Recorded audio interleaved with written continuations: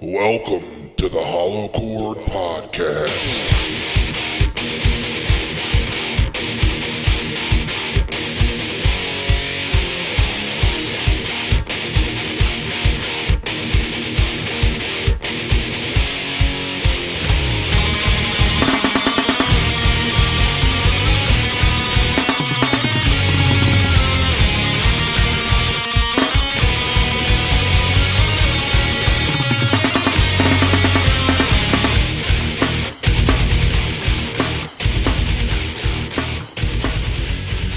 Alright, what's up everybody? Welcome to another episode of the Hollow Chord Podcast. I'm Vinny Keller. I'm here with Bill Riley. What's up? And Dan Steinman, also known as Personal Pan Dan. Hey, what's up, guys? That was a good one. All right, today we're here with a veteran of the United States Marines, an author and lead singer and guitarist of the band Super Unknown, and an all-around family man, Jason Reed. What's going on, man? Hey, how you guys doing? What's up, dude? Thanks for doing Good this. to see you guys on my little screen. Yeah, we're trying. Hold on. Let's fix Steinman real quick. Oh, now my head's chopped off. There we go. There we go. Hey, There we go. We're back in business. Okay. So how's everything been, man? Haven't seen you in a long time. Yeah, I know it has been a while. Yeah. Yeah, I've been good, man. Just doing my thing. Back to business, and I had another kid fly the nest last month. My son Justin went down. Actually, earlier this month, went to school in Florida. So we have 2 or 3 kids out of the house already. It's surreal. I can't believe it. Wow, man. Yeah, I can't imagine. Like It's not. I'm gonna be cringing the day my son leaves the nest. Yeah. Yeah, it's weird. It's a weird deal. And it seems like yesterday. I mean, I've met your kids, Vinny and Bill. Actually, I haven't met your son, but I've seen him online, and I know. I think you remember actually my have kids met him. were 8. Yeah, I think you met him at a Oh, did I meet Grunge-a-Palooza. Yeah, he was at one of the Delaware shows. Oh, okay. Yeah, he was 3 at the time, so he was a little nugget. Yeah. But that's like I see pictures of my kids pop up on Facebook memories from when they were 3, 5, 7, and it feels like yesterday. And now they're moving out. I'm sure. Yeah, I say to my son all the time, I'm like, dude, you got to stop growing. Like, this is making me sad. Like, I love the fact that you're growing and we can do more things together, but like, shit. Like, It is cool going Yeah. through those phases of being able to do different things, and then they get a little older, and you start watching cooler movies with them, and All right. Yeah, I have to think about that too. Like, when is the right time to start watching like more adult movies? Like, we just started Yeah. watching like Are You Afraid of the Dark? I don't know if you remember that show from like the 90s on Nickelodeon. oh yeah. Yeah. I It's, don't like, know. it's just a little horror show. It's not even really that scary, but for kids his age, I'm like, this might be a little too much. But now Right. he loves it.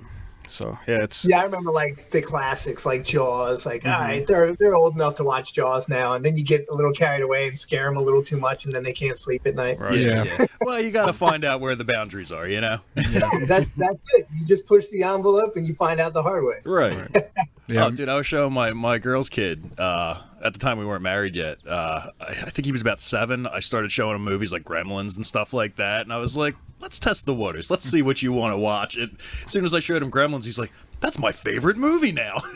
It's funny because Leo's been asking me, "Did you ever see Gremlins before?" So I guess he watched it with his mother or his grandmother. But yeah, Oh, he's dude, been talking it's about my it. favorite. It's one of my favorites. That's the worst. Like when I was waiting years to watch Goodfellas with my firstborn when he was young. Classic. And then so by the time I finally got to that point, he was a teenager. I forget exactly how old he was. It was like, I got the perfect movie. I said, there's some language in it and there's some violence, but you'll love it. It's Goodfellas. He goes, I already saw that. Yeah. Oh So watch man, out for that. Yeah. You got to stay ahead of the curve with those teenagers, man, because he's like, I was so disappointed because I'm I was waiting sure. for that father-son bonding moment of watching Goodfellas for the first time. Oh, I'm And then you sure. watch- I'm sure there's so many of those where like you're just hoping like you can bond at this situation. He's like, "Nah, I already did that, Dad."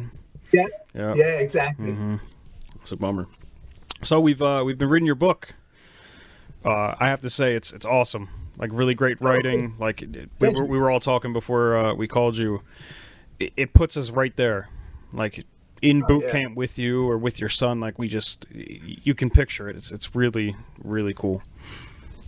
That's cool. Yeah, that's what I was going for. I'm glad that was the impression you got. Yeah, man, mission accomplished. I mean, that was definitely like fly on the wall right there. Like, oh my God, page turner. Like, I sat down and I read the thing pretty much from cover to cover right away.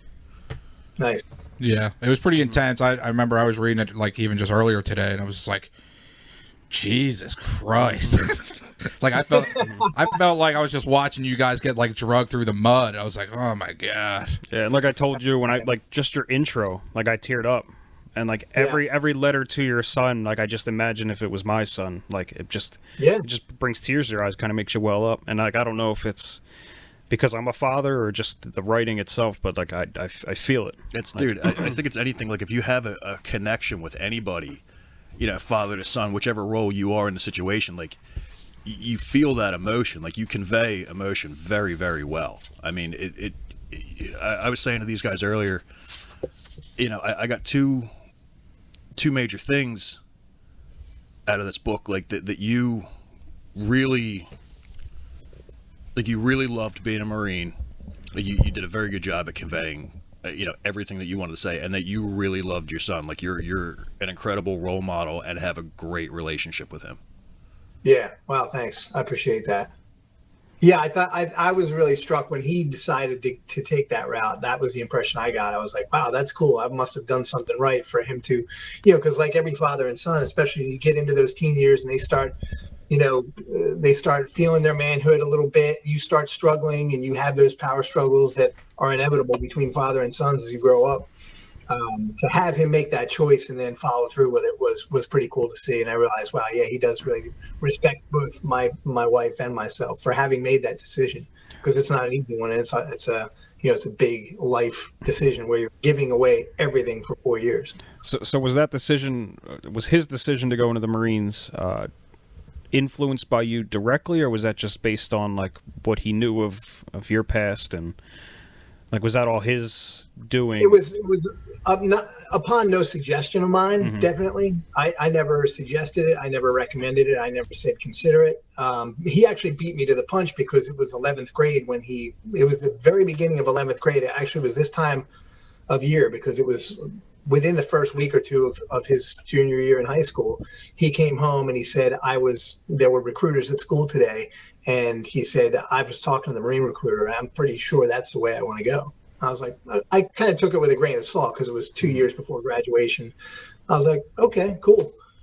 And then it would come up from time to time, like once in a while, I would say something like within that first, within those 2 years from the time that he made this decision to the time 2 years later that he left, I would say, oh, Nathan, if you go into the Marines, this is going to happen. And he would correct me. He would say, you keep saying if. He said, I am going in the Marines. Like, this is happening. So I was like, okay. That's awesome. Yeah, because kids that age are... Go ahead, I'm sorry. Yeah. Yeah, he was... Most kids, like, I guess you were going to say, don't have any idea what they want to do. Right. And a long term, I don't think he does either, but he saw this as a chance to...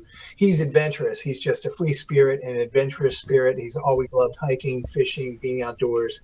So it's just a really good fit for him. And he also doesn't like sitting in a classroom, so... Yeah, that's definitely a good fit for him. Were you were you and Trish nervous when you heard about it, like based on your experiences in the Marines? Yeah, to some extent, I was nervous. I was sure that he can make it through. You can kind of, once you've been through and you've been in the fleet, you can spot the guys who are going to make it, and you can kind of predict the guys who aren't going to make it through. And I felt like he had it. He's got that Type A personality, and he's. I felt like he was going to feel, and he told me this after he got done with boot camp. He had this mindset once he got there that there was no way he was coming home with his tail between his legs without the Eagle, Globe, and Anchor. There was no way he was coming home and telling his friends, his family, and everybody that knew where he was for the last 3 months that I didn't make the cut. He said that was not an option. And that has to be the mindset, because you have to endure a lot of bullshit there. So, and that's exactly how I felt when I went to Paris Island. I was like, this is like, there's no way I'm going back home a failure. There's no way. Yeah, there has to be an all or nothing decision right there. You can't go in it half-assed. I think I want to do this. It's got to be, we're going whole hog. Yeah. Do you think that shame of that possible shame of coming home, having to tell your family that is what drives a lot of guys and girls to get through boot camp? Yeah, I've heard it from a lot of Marines. A lot of Marines have said that same thing. That there was no way, that they were going to come home with the shame of not having made it. Mm-hmm. How many people, like in a platoon of like 100, how many don't make it? I would be guessing, but maybe 25 or 30%. And there's all different reasons. Like you have a lot of drops. So when you're in a platoon, it's hard to say who made it and who didn't to the finish line, because your platoon might drop somebody, but it doesn't mean that they went home. You might drop somebody because they couldn't fire the rifle that well and they might drop to another platoon and get another chance to do that training evolution. Or you might there's kids that'll struggle in the pool. Same thing. They might get dropped to another platoon. Once they get dropped to another platoon, you don't see them again, because you have kind of blinders on and you've got, you know, the guys to your left and right, and that's about it. Mm-hmm. So if somebody gets dropped to a platoon that's 2 weeks behind you because they couldn't do one or another part of the training evolution, you'll never see them again anyway and if you both make it into the fleet, maybe someday you'll see them again. But right. So to mention something in your book, some guys just get dropped because they just can't do the training, or they just can't hack the hazing, or whatever the case may be. So it seems like a lot of them are recycled more so than dropped. Yeah. Okay. So is that what happened to Wilson, the guy you mentioned in your book who got kicked in the back? I don't know whatever happened to Wilson. Mm-hmm. I don't know whatever happened to him. I don't know if he ever made it into the fleet or what. Because that's gnarly. And we were talking about this before. Like, he just went up and kicked him right in the back. Dude couldn't breathe. Like, is that? Yeah. And that's completely legal. Really funny. That's completely. The noise that Wilson made, man, we got kicked in the back, and he's just one of those guys. Like, when it's very unlike the movies, the actual experience of it. And I would love for them to make a boot camp movie that really feels viscerally like it is at Parris Island. Even Full Metal Jacket, as entertaining as that is, just doesn't put you there.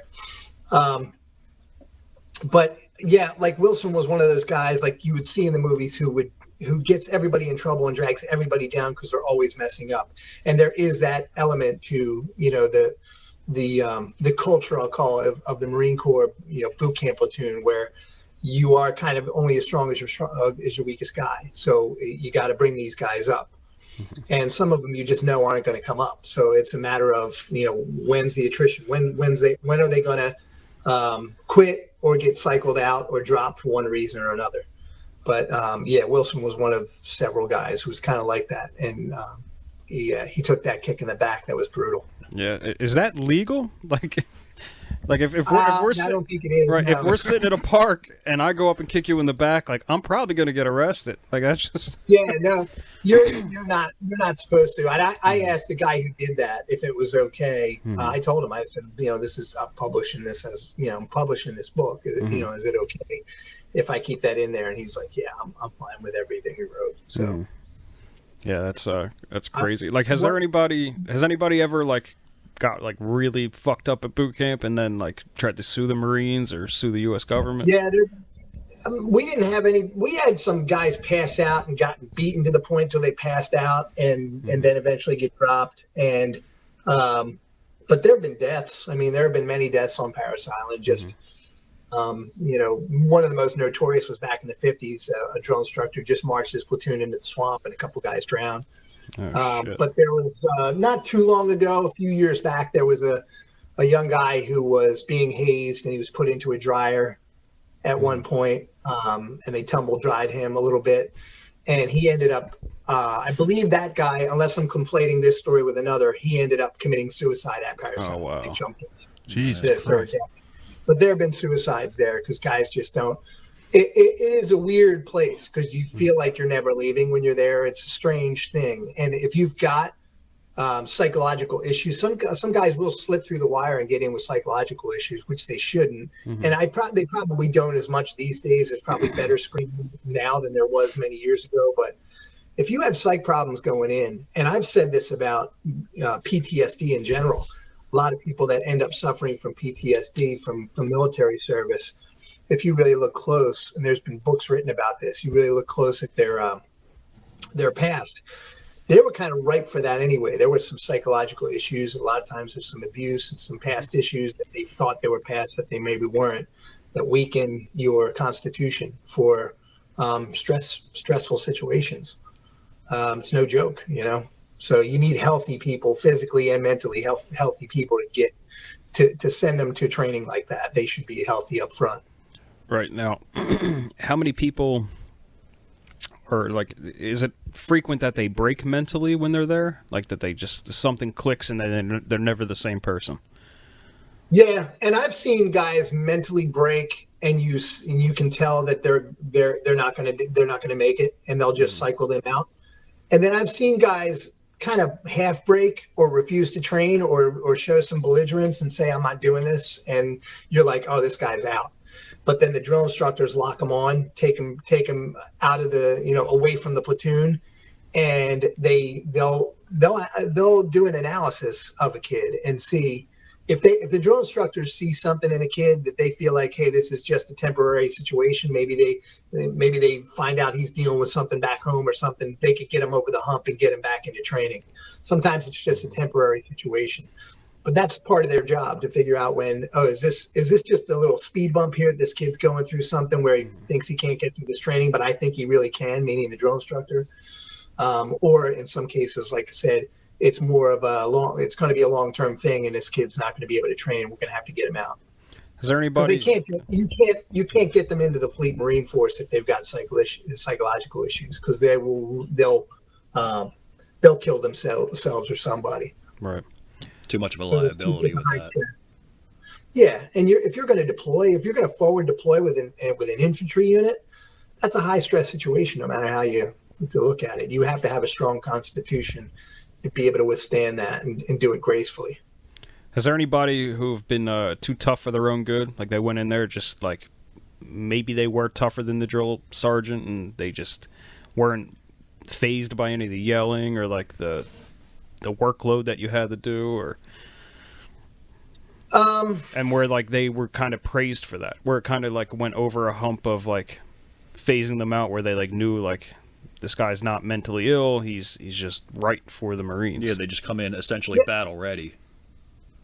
There were some guys that we had some PT studs in our platoon. I know guys that got there and would jump on the pull-up bar and be able to do 25 pull-ups right out of the gate and go run a 3-mile run under 18 minutes and do a perfect 300 PFT. Your Marine Corps PFT, physical fitness test, is a 3-phase test, and the highest score you can get is 300. Most people don't get anywhere close to 300 right out of the gate, but we had a couple guys that did it right out of the gate. They could do 300 PFTs, and the drill instructors love that. Those guys end up being the studs. They end up being squad leaders or guides. You know. Yeah, they end up being those benchmark.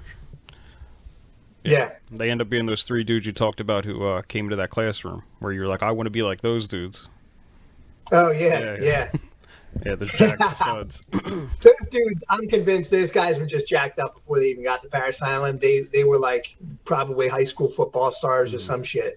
Right. And then they got to Parris Island, but that's something you realize after the fact. That it's definitely it's a very well orchestrated part of the training. That the drill instructors, their basic message with those 3 guys was, you do everything we do, and this will be you at the end of 13 weeks. Right. And we're looking at these guys, they look like freaking, studs. They're like Adonises with the, WWE type muscles. Mm-hmm. And they're standing there, with their high and tights. Now, you don't get a high and tight until your last week or 2 there at Parris Island. Your hair's just shaved bald, all the rest of us. So these guys had high and tights. They looked like Marines, but they were recruits. They were dressed like us, but they looked like Marines. And they dug those guys at the front of the squad bay. And I remember seeing that. I was like, God damn, I want to look like those dudes with my arms freaking busting out of my camis, And you're so jaded at that moment, you probably don't even realize that that's not even possible in 13 weeks. Yeah. I wasn't thinking about that. There were probably guys smarter than me thinking, oh, yeah, right, these guys were bigger, before they even got here. But it worked on me totally, because I put everything into every push-up, every sit-up, everything. because I was like, I want to be, I want to be a Marine. I want to look like a Marine. Like I went in I was like 140, 145 pounds, a skinny little guy. I was like, I want to look like the Marine you see on the poster. Yeah, maybe them guys were on the juice. It looked like it. They looked like it for sure, man. Those guys were jacked. But I was also at a point in my life where I did horrible in high school. I wasn't a good student. Academics were not my strong point. I got into college and dropped out of college real quick. So I hadn't really succeeded in anything yet. And this was my chance. Nobody I knew was doing this. So this was my thing. I was away from Chester County, Pennsylvania for the first time in my life, in this new environment that nobody but me knew anything about. And I really, beyond wanting to look like those three dudes, but I just wanted to succeed at this because I felt like I haven't succeeded in anything. Like this is my last chance. I don't know if I don't make this, if I don't figure this out, I don't know what else there is for me because I already tried community college and dropped right out. I knew that, I wasn't the best student. So I was motivated on several different levels to make it that 13 weeks and come out the other side of Marine. How long were you in the Marines after that? I know you said you re-enlisted too. Yeah, I did 6 years altogether. I did 4 that first enlistment. I was in from 91 to 95, and then I got out. And then after 9/11, I went back in for 2 more. Okay. What was the reason I'd been out for 6 years. What was the reason for getting out? I had only intended to do 1 enlistment when I first joined. Mm-hmm. My plan was just to do 4 years, travel, see the world, get the experience, and then move on. What was it like to re-enlist? I mean, was it the same as the way you left it, or did it feel weird coming back? It was. It took me a while to cycle back in. I called a prior service recruiter. I had been out for a long time. Well, 6 years I'd been out. So I was completely off contract. I was even off my inactive reserve time. Everybody who joins the Marine Corps joins for 8 years, but you do 4 years active and 4 years inactive reserve time. Okay. And that 4 years in that second 4 years, it's like you're a civilian. It's like you have no obligation. You're just on a list basically. And then if something blows up in the world and they need people, instead of going to a draft, they pull from that prior service list. Okay. So you're the last resort before civilians again. Exactly. Okay. Yeah. So that hopefully we wouldn't have to do a draft type of thing. Right. So it was funny. I still remember putting on the uniform after that long. I was thinking exactly what your question just was, like, what's this going to be like? But am I going to remember like how to do all this, how to be a Marine and everything? And I put the uniform on for the first time in 6 years, and it was like riding a bike. It was like not a second passed, and I got to my unit. Yeah, I checked into my unit, and what helped too was I was at a unit full of these young kids. At this point, I was almost 30 years old. I had done 4 years on active duty with an infantry unit. I was a corporal, so I was a non-commissioned officer at the time, and they gave me a stripe to join. They made me sergeant when I came back, which I didn't think they were going to do. I thought I might lose rank. I was like, when I called the prior service recruiter, I said, "What do? I go in as a private or a lance corporal?"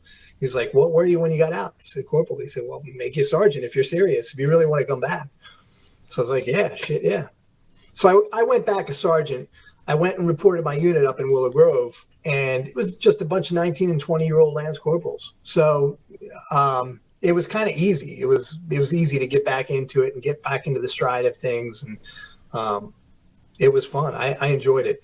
The reserves are much different than active duty. I mean, you only have to go 1 weekend a month and then 2 weeks during the summer, so it's much less of a commitment. Because at that point, I had already started a family and started a life on the civilian side. I was in the fitness industry at the time. I was doing that full time.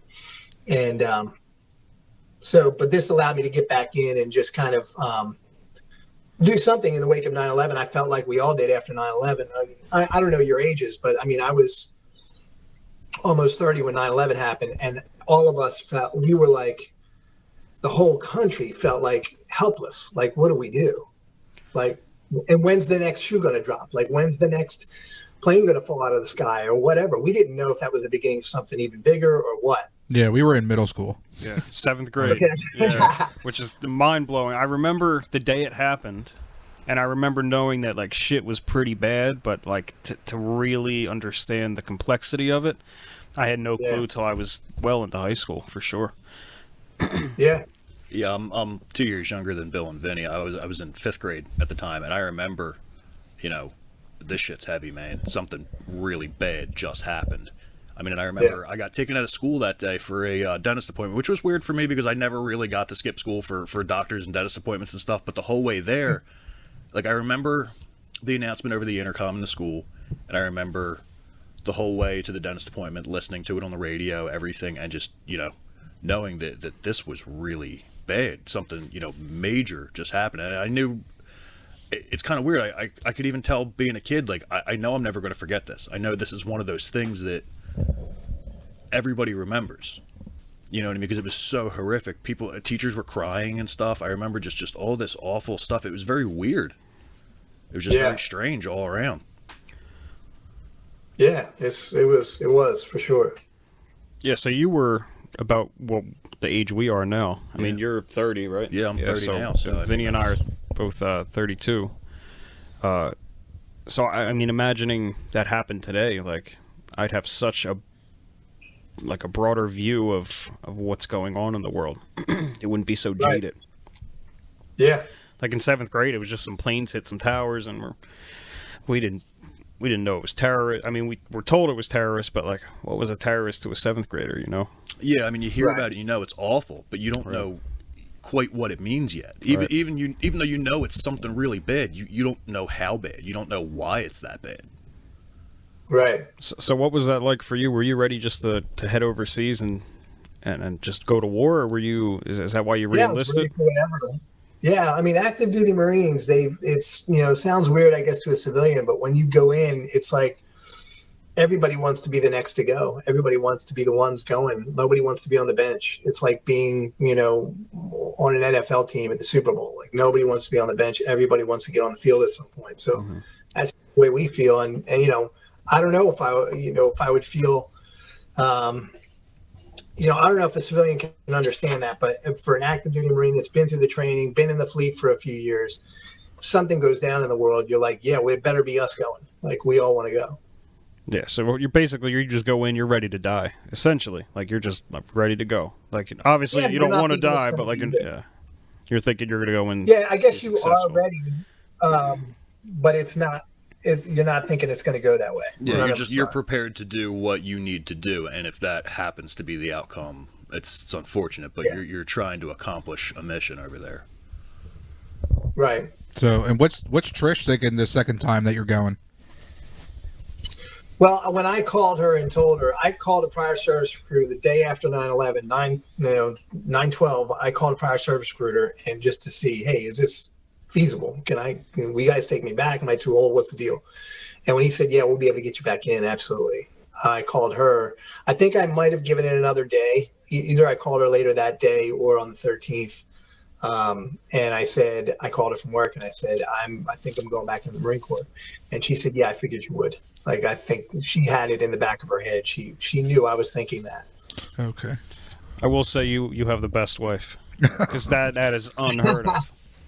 She is an angel. Just from the conversations I've had with her, I think she's an angel. But like, just to get that response, like, to just be behind you 100%, even though I'm sure inside she probably died a little bit, like hearing that. And she was in the pool of all of us Americans who at that time just felt, like I said, so helpless. We were all like calling the Red Cross, hey, where can I give blood? They were turning away offers to give blood because they just had more than they could handle. In the wake of, because everybody was like, what can I do? What can I do? What can I do? How can I help the situation? And I was in a position, being a few years off of active duty, where I felt like, well, I'm in a position to do something to go back into the Marines. So I'll just do that. All right. So, so you never got deployed to battle, right? Or at least in that time, or okay.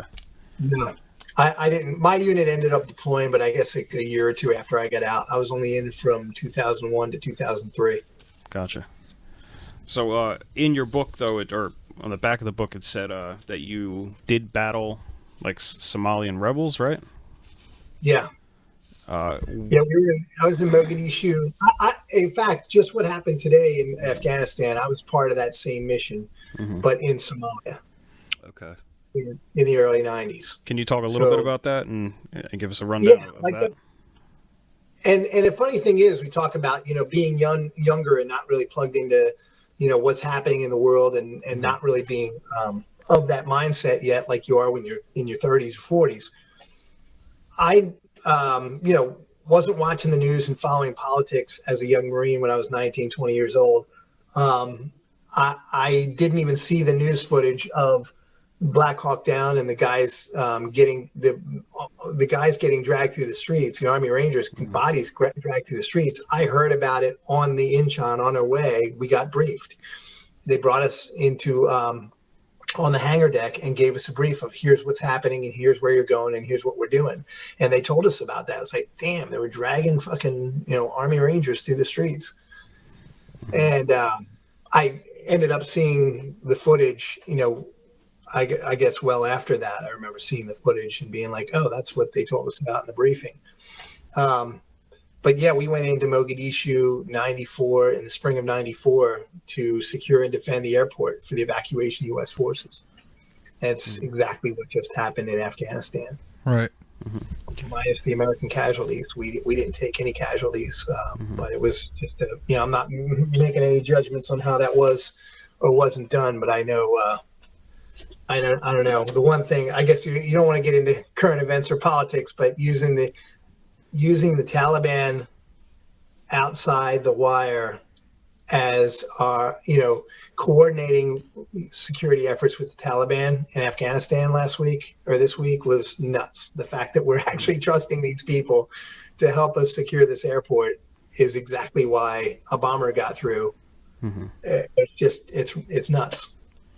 Right. So that could have been done a lot better from a guy who's been in that situation in a foreign country, in a hostile territory. It could have been done a lot better, where we provide our own security outside the gate. Right. It's almost like you can't trust anybody other than your own. Yeah, I mean, it kind of sounds like you let a fox in the hen house with that one. Yeah, exactly. Yeah, it's absolutely nuts. I can't get my mind around it. So when you were there, were you actually battling, or were you like just defending if there was a problem? Yeah, we were there to make sure there wasn't a problem, and if we would receive fire, we had snipers placed, and they would eliminate the threat immediately, because these were Somalis, and they would fire with an AK-47 out of the back of a pickup truck, into our area, into our airfield. We had the Mogadishu airport pretty much secured. And we took a few weeks and got everybody out, the UN forces, US forces, British forces, everybody that was there. But it wasn't the shit show that this was in Afghanistan this week, for sure. So were you ever in the position to have to take a life? Did you ever? No. Okay. No. Yeah, because that was one question I had, and that's why I asked you earlier in the week, like, what are you willing to talk about, not willing to talk about? I was just curious whether or not, like, I was talking to these guys, and I said that if somebody came into my house, like, trying to hurt me or rob my house, like, I feel like I'd be able to shoot them and sleep okay at night. Like, because they were hurt, it was taking out the threat, basically, but, like, could I really? Like, do you know anybody who's been in that position and struggled with it, or does it become just a target? Like, it's a target, you take it out, sort of like a video game. Like, you just don't feel anything after the fact because you're saving your own life. I tend to think that most people, if you've gone through the training, if you made it through the training, I think you could take a life, because you're going to be put into a situation where it's going to be them or you, or them or your buddy next to you, which is an even worst case scenario for a lot of people in the service. I think if you're of the mindset where you're not sure if you could do that, you're probably not going to make it. That personality type might not even make it through the threshold of recruit training. In the Marine Corps, anyway. Maybe in the other branches, but probably not. I mean, the Army's pretty tough too, especially if you're going to the Rangers, and the Navy if you're going to the SEAls. Right. Yeah, you got to be prepared to do whatever is necessary. I think that the typical personality type that would make it through that threshold of training is probably going to be good to go. If the shit hits the fan, if they have to take a life, it's going to be because they have to. Mm-hmm. Yeah, that's heavy, heavy to think about. Yeah. Like watching all like the movies about it, like you just see it happening and you're sort of desensitized to it. Yeah. And again, like I think I could if I had to in the situation, but like, could I really? So I was. The question is not. The question probably isn't could you do it. It's more could you live with it. Could I live with it? Right? Yeah. Would I be able to sleep at night?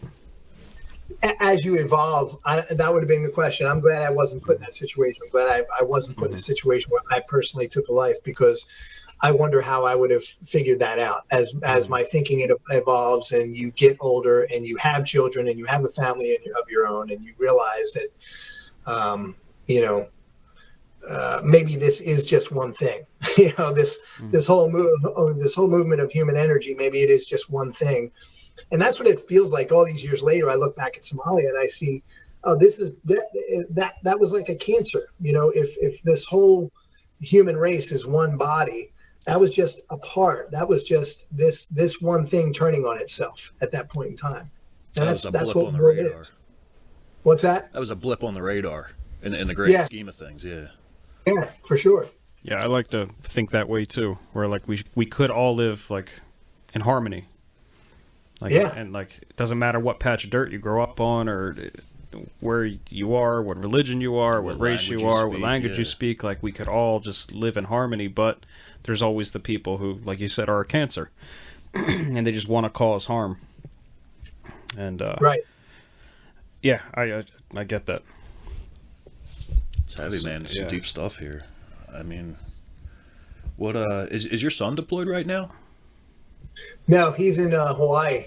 Okay. That's his duty station. He is deploying. He's with an infantry unit. He's with 1-3 in Hawaii, and they're scheduled to go to. They have a training evolution in 29 Palms, California, in a couple weeks. That'll be maybe a month, and then he's going to go to Okinawa, Japan, for 6 months in December. Oh, that's awesome. Okay. Yeah, that's really cool. So, where have you been? Like, I've been to the Caribbean a few times. I was deployed to Haiti, didn't go in. Went to Cuba, Puerto Rico. I was in Norway twice for cold weather training. My first unit in the Fleet Marine Force was 2nd Marine Regiment. We did cold weather training twice, 2 years in a row. Mm-hmm. And we went up to Norway. We got some liberty in Scotland on that trip. I've been all over Europe. I've been to Italy a couple times, Israel, Spain, Africa, as we discussed, Somalia. And this is all with the Marines? Yeah, all in that 4 years. Mm-hmm. Yeah, in that 4 years, I was literally to the ends of the earth, because I crossed the equator twice, and I was up above the Arctic Circle twice. Man, that's so really to the ends of the earth. So what is the decision making for like who makes the decisions of where you're going and when you're going? There's training evolutions and there's expeditionary units, always on one hemisphere or the other. There's an expeditionary unit, usually in the Med, just kind of cruising around, waiting for something to happen, unless they're needed somewhere in the Western Hemisphere. Mm-hmm. And then in the Eastern Hemisphere, there's always somebody in the South Pacific or down in Asia. They'll do deployments, and they're 6 months at a time, and they're just patrols. So one expeditionary unit will come back, another one will go replace them. And then that's constantly happening. So there's big combat-ready military units, Marine Corps units, on each half of the world at any given time, ready to go, ready to do. We're always drilling. I was part of one of those units when we did that's why I got to do the mission in Somalia. And they'll do all kinds of training, riot control, extractions, going in and getting aircraft that have maybe been shot down or crash landed in enemy territory or on foreign soil somewhere. So they're just training all the time, and the Marine Corps just has a schedule, an annual schedule of who's going where and when. I don't know how far out they go, but probably a few years out. They know which MEU is going to be where at any given at any given 6 month block of time. It's crazy. Sounds like you guys have seen a lot of stuff in just one tour. Yeah, I was lucky because I know guys that were in the same time I was from 91 to 95, never left their base, whether it was Camp Lejeune or Camp Pendleton. They just sat on base because they were in non-deployable units or just units that weren't cycling at the time. I was with 2 units that were deploying every year, and I ended up deploying 5 times in 4 years. Okay. I'm sure that changes. I'm sure that changes your entire outlook on life. Seeing all those places in such a short period of time, like whatever, whatever you knew in your small, suburban town gets thrown right out the window. Yeah, for sure. Yeah, and you get to look at how big the world is, and how similar people are. People are very similar. Yeah, different in many ways, obviously culturally, but I mean we're different right here culturally in this country. But it's pretty amazing to see at such a young age to go and travel all those countries. I'm hoping my son gets the same opportunity. He's really excited about this trip to Japan because he's thinking they might go other places. Maybe they'll go to Guam, the Philippines during that 6-month deployment. So we're hoping. That's awesome. So you said you had interest in traveling, like when you went into the Marines. Was that like one of your main goals? One of the things I wanted to do. Yeah, when I went in and talked to recruiters, I talked to. I didn't talk to the Air Force, but I talked to the Army, the Marines, and the Navy. And the Navy and the Marines both pretty much guaranteed me that I would travel a lot. So what was some of the coolest stuff that you saw while you were out? I just still very surreal, some of the moments. Like I went to Catholic school for 12 years. So I remember being in Jerusalem in Israel and looking at the Wailing Wall, the Western Wall. I don't know if you guys know what that is. But just walking these tiny little streets that, and seeing these cities, and like even in Italy, I saw the Colosseum, standing there looking at the Colosseum, this building you've only seen in textbooks or on TV your whole life. And now you're standing in front of it. It's surreal. Sure. Staring at the paintings on the ceiling of Sistine Chapel, same thing. You're just looking, and you're like, oh my God, I've seen these paintings my entire life. Like they're embedded in your subconscious. Like these are just ubiquitous images but then you get there and you see it and you're like, oh my God, I've never seen it. I've never actually seen it. This is what it looks like. Yeah, so, you realize that the pictures don't do it justice. What's that? You realize that the pictures in the textbooks just don't do it justice when you're standing in front of it. Yeah. That must be incredible, man. I had moments like that where I was just in awe of nature too. I remember being in Norway at night, like in the middle of the night. We would do roving watches in cold weather training. Where you come outside of your tent and it's well below zero, and you'd have to do a roving watch for an hour or two. And we were camped out beside this fjord, a gigantic river in Norway on this hillside. It was just so gigantic and vast. It looked like the Grand Canyon, but ice and snow covered. Wow. It was just surreal. And I remember standing out there just in awe of this view. It was pitch black out, but the moon and the stars just lit everything up. You could see like it was daytime. And I just remember I had several moments like that in nature where I was just in awe of the beauty of what I was seeing. So, historic, things of historic significance like the Sistine Chapel and just walking the streets of Rome was amazing. But some of the vistas, just being on ship too, and pulling into some of these ports and seeing the seaport in Trieste, Italy, or somewhere like that with all these little houses, and you're like, what is this place like? Like, I can't wait to get into town and walk the streets and talk to the people. It's crazy. Yeah, it makes you want to learn more about the locals there and stuff, I'm sure. Yeah, for sure. Do you have time to be a tourist when you're like stationed somewhere? You do have a little time, yeah. Mm-hmm. Yep. In fact, we stopped in. We had an extended stay in Naples. I forget how long it was. Probably, I don't know, maybe 10 days or so, which is long for a port like that in a on a med float, they call it, a expeditionary unit that's doing one of these 6-month deployments. But we had something wrong with our ship, so we ended up stranded there for a little while in Naples. It was either 10 days, maybe 2 weeks. So we got to do some traveling then. And you have a curfew. You have to be back on the ship every night at a certain time. But you can actually, the USO and other organizations like that will will be there on the docks when a Marine unit pulls in. The USO is there, and they're giving out pamphlets, and they'll give you. They have package deals for trips that you can take. Where I did do an overnight trip to Rome, because I forget whether I was in Naples or Trieste. I did a couple ports in Italy, but we did an overnight trip in Rome, so we had to have special, and a special allowance to be able to do that, because usually there's a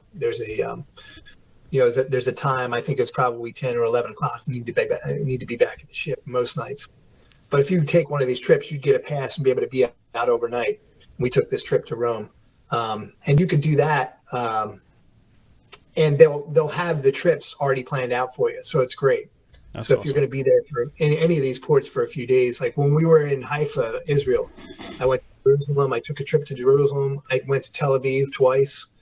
So yeah, you get some time to do some sightseeing. I mean, you're not there really long, but long enough to just kind of get the basic flavor of what the towns are like. So was there anywhere you'd go back to vacation with your family? I would like to go back. I'd like to go back to some of the places that I went to, but didn't really do anything but train. I was on Sardinia and I was on Crete. And whenever I tell people who have actually been there or maybe lived there years later that I was there, they would say, "Oh yeah, did you go here? Did you go there? It's so beautiful." I didn't go anywhere. We were there for a couple days, and they were training. So you either do training or Liberty ports. If you do a training port, you're basically, out in the woods somewhere, or out on, like in Crete and Sardinia, we were sleeping on this rocky hillside, out in the middle of nowhere. We weren't on the beach. We weren't sightseeing in town. We weren't doing any of that. So there are some countries I'd like to go back that I've heard are amazing, that I've been to, but it didn't see anything but, whatever the training evolution that we did for a few days. Gotcha. So what happens if you're not back on the ship by curfew? Non-judicial punishment, NJP. Which Goes in your record book. Oh. And that could be dealt with. It depends on who you are. And at that point, once you're in the fleet, it depends on how valuable you are to your unit. If you're a repeat offender and you're a guy who goes out in town and gets drunk and gets DUIs and gets, fucked up in bar fights all the time, you're going to go down. You're going to probably lose rank, and bad shit's going to happen to you if you go off ship and you don't come back in time. If you're somebody who's squared away, who has your shit together, who's valuable to your command because you're proficient in your job, your MOS, and you go out in town and maybe make it back at 10:30 when you should have been back at 10, it's probably, you're going to get a talking to maybe. But it's probably, maybe you'll get a page 11 entry, but it's going to be handled diplomatically.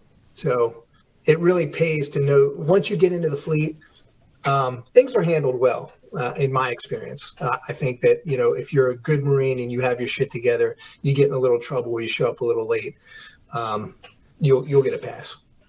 Nice. You had a question about the jobs, right? What do you mean? I don't think so.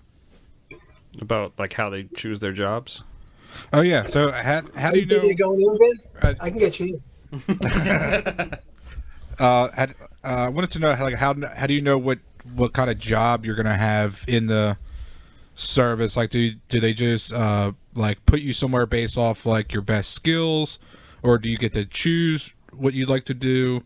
Like, say like I have traits like mechanical traits, like I can work on cars and stuff like that too. So say if that was my specialty, I could be placed somewhere where I'm working on like Humvees or what have you. There's a good chance of that. If you go in, the reality is a lot of these kids are, 18, 19. They don't really have much in the way of skills just yet. And they don't really know what they want to do. Like, my son I just sent off to college. He's undeclared because he has no idea what he wants to do, which most of us don't at that age. You're at the whim of the Marine Corps, and they're going to kind of push you to where they need you. They're going to test you too, to try to figure out what your aptitude is, and then try to fit you into something that you have an aptitude for. But yeah, you could certainly go in if you already are established as a mechanic or in some other trade and say, "Oh yeah, I've worked for 3 years as a plumber's apprentice." Well, then they'll put you into a construction battalion and make you, you can go into that field. That's awesome. So, you said you sailed into like ports, so that means you sailed over the ocean, right? Across the Atlantic. Yeah. a couple of times. That must have been nerve-wracking in the middle of the ocean. Like, It did didn't you? bother me at all. I was lucky I was on a big vessel. If you've got a computer there, if you pull up the USS Incheon, that's the ship I was on. It was an LPH, which is it's a carrier. Like if you've ever seen a jet carrier, it's like that. It's smaller than a jet carrier because it's a helicopter carrier or a helo carrier. But LPH is a good ship to be on for a long. And I ended up being on an 8-month deployment on that ship. But it's good because you can go up onto the flight deck when there's not flight ops. You can go up on the flight deck, and we would PT in the morning. We would run circles around the flight deck. So it's cool to be able to get outdoors a little bit on a ship like that where you have a big flight deck. And even indoors, it's bigger than some of these little battleships. I know guys who who did the same deployment as I did with the 24th MEU in '94. But they were on smaller battleships because it's a whole fleet. A MEU is an entire fleet of probably 7 or 8 ships that goes out and does these deployments together. But being on an LPH is pretty cool because you don't feel the movement of the ocean that much. I've been on smaller vessels too, where you do feel the movement of the ocean, and there's a lot of seasickness amongst the Marines. On this, there was hardly any seasickness because it was just so big, and it just doesn't move all that much. Yeah, I actually worked with a guy at a car dealership who was in the Navy for a really long time, and then once he got home, and I guess like he was working this job as like a valet driver, kind of like as like a part-time gig, but he had like a walk about him, like a sway that like you could definitely tell he's been on a boat for a long time. Yeah, That's funny. that is a weird feeling, man. Getting off a boat after months and months being at sea, and getting onto dry land, you feel heavy. It's weird. A weird feeling. Yeah, when you get on boats, they talk about you having to get your sea legs. I would imagine you have to get your land legs back after all that time. Yeah. You do. It's a weird sensation. So you've spent months on the water. Yeah. At a point, do you start to go like stir crazy because you can't like? I don't know. off the It's just ship? one of those things. You just it's life. It is what it is. You're stuck with it. So you just have to look at it. You got to pull the pot. It's like your life today. I mean, you can look at the negative things and focus on them, and then they get bigger and they become all, your energy becomes all about that. Or you can look at the positive aspects because there were guys like that.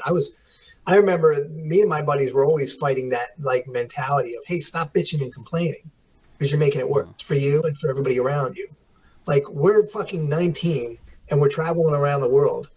We're going to be in Trieste next week. Like, have you ever been to Trieste? Like that, there's plenty of unbelievably cool shit about being on one of those deployments that if you focus on that, you don't have to focus on the fact that there's 75 of us in this berthing area right now, and the area that you call yours is basically a rack, which is a very small bed, and you get a wall locker. That's it. But it is what it is. Like I said, you're from the time you set foot on that ship, you get the lay of the land, and you see, okay, this is the next 6 months or 8 months. This, I'm gonna play the hand I just got dealt. Yeah, you know what you're in for, and bitching about it isn't going to make it any better. No, it makes it worse. Makes it worse for you and everybody around you. Right.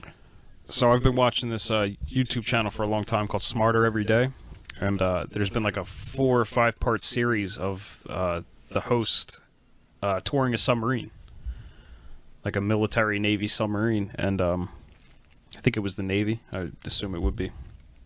But like all the guys on there just seem proud and happy to be living on this submarine, and like there, I'm sure the quarters there are way, way tighter than there were on the ship you were on. Oh yeah, I would imagine so. Yeah. I was on that one submarine that's at Penn's Landing. I don't know what it's called, but I think that's like a World War II submarine.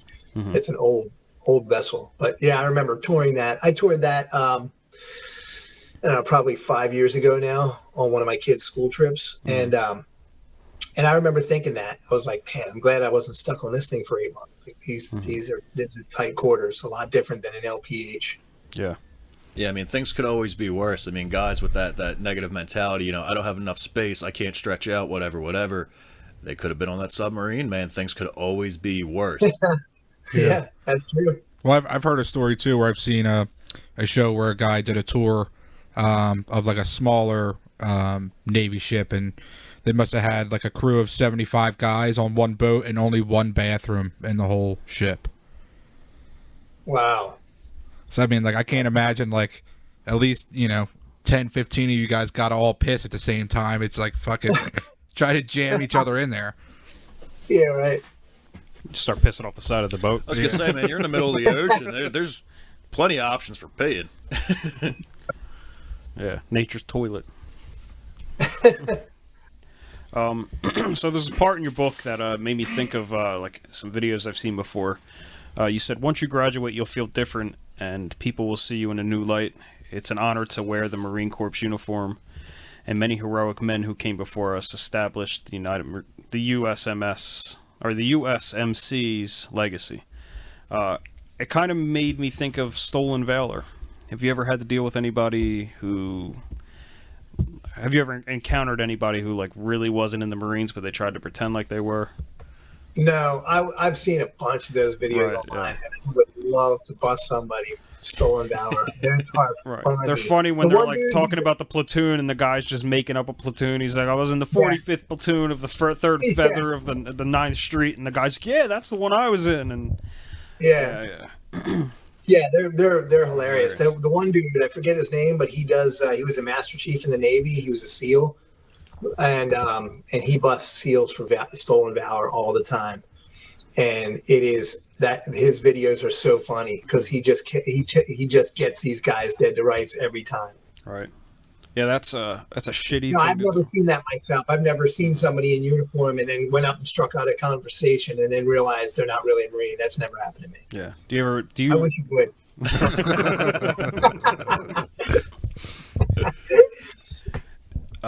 have you ever thought about going into BUDS training, or did you when you were like trying to go into the SEALs? No, that didn't really get on my radar until years later. I mean, I didn't really know too much about the SEALs until, I was out of the Marine Corps. And at that point, there was no way I was going to re-enlist and go and join another branch of the military. Right. Is that like a hidden secret? I mean, or at least was it then? The SEALs? I don't think so. I mean, there's movies about the Navy SEALs going back to the 80s, probably. Okay. So, not really. They've always been out there. It's always been a special forces thing. I've read some of the books. I read a couple of books by SEALs where they talk about that the training, the BUDS training, and everything. Mm-hmm. It's interesting. I've seen it. Years ago, I've watched some of the specials on Discovery Channel and stuff, and History Channel, and it looks intense, man. It looks like real tough training. Yeah, for real. You think you would have been able to make it through? Yeah, absolutely. That's awesome. I think I can make it through today. Oh, look at you. And I'm approaching 50 quickly. Yeah. That's some confidence, but that's awesome. I think that helps to have my son still in the Marine Corps, because I'm like, I can't. You can't let him outshine you. What's that? You can't let him outshine you. Like you still have to be the tough dad. Yeah. I've always maintained like I could do, in my 30s and now 40s, and I'm 49 now, so I'll be in my 50s soon enough. But I've always been able to maintain that I could do a first class PFT. So if I ever had to go back to the Marine Corps, I could go back in and could qualify. I'm way out of qualifying, qualification range age-wise. But physically, I love feeling like I could go back and do everything I did. I'm not going to run as fast as I did, but I'll run a first-class PFT today. That's awesome. So at what point did you get into music? Like when did you first pick up music as a kid. Mm-hmm. I played as a kid. I played through middle school and high school, played in a band with my brothers. We did, classic rock and hard rock covers pretty much. We were real lucky. We got a chance to do a lot of cool gigs. We played bars and opened for some cool Philly bands back in the day. We opened for Tommy Conwell and the Young Rumblers and Brew Review. And so it was cool. And being so young and being able to, we were doing Zeppelin and Aerosmith and just hard rock from the 70s, basically. We did some Hendrix, AC/DC, Van Halen, that kind of stuff. That's awesome. So, but then I put that aside for a long time. I went in the Marines and I hardly played music at all. I did get a chance. I did start playing guitar once I joined the Marines. I was actually within a few months of getting out. I was back on Camp Lejeune. I was done with deploying, and I started playing guitar. A buddy of mine had a guitar down at Camp Lejeune. He started showing me how to play. So that's when I started playing guitar. Because I just sang when I was younger in the band. I just sang. I played drums too, but not in the band. I just sang in the band. Mm-hmm. But the Marine Corps was a little bump in the road where I didn't play much music, but I did start to play guitar. And then when I got out, I just stuck with the guitar and tried to develop that. But I didn't perform again until I don't know, 8 or 9 years ago. I guess it was 9 years ago. I was 40 when I started performing again. So there were 20 years there where I didn't perform at all. Wow. Yeah, you would never know it at all. Never know it.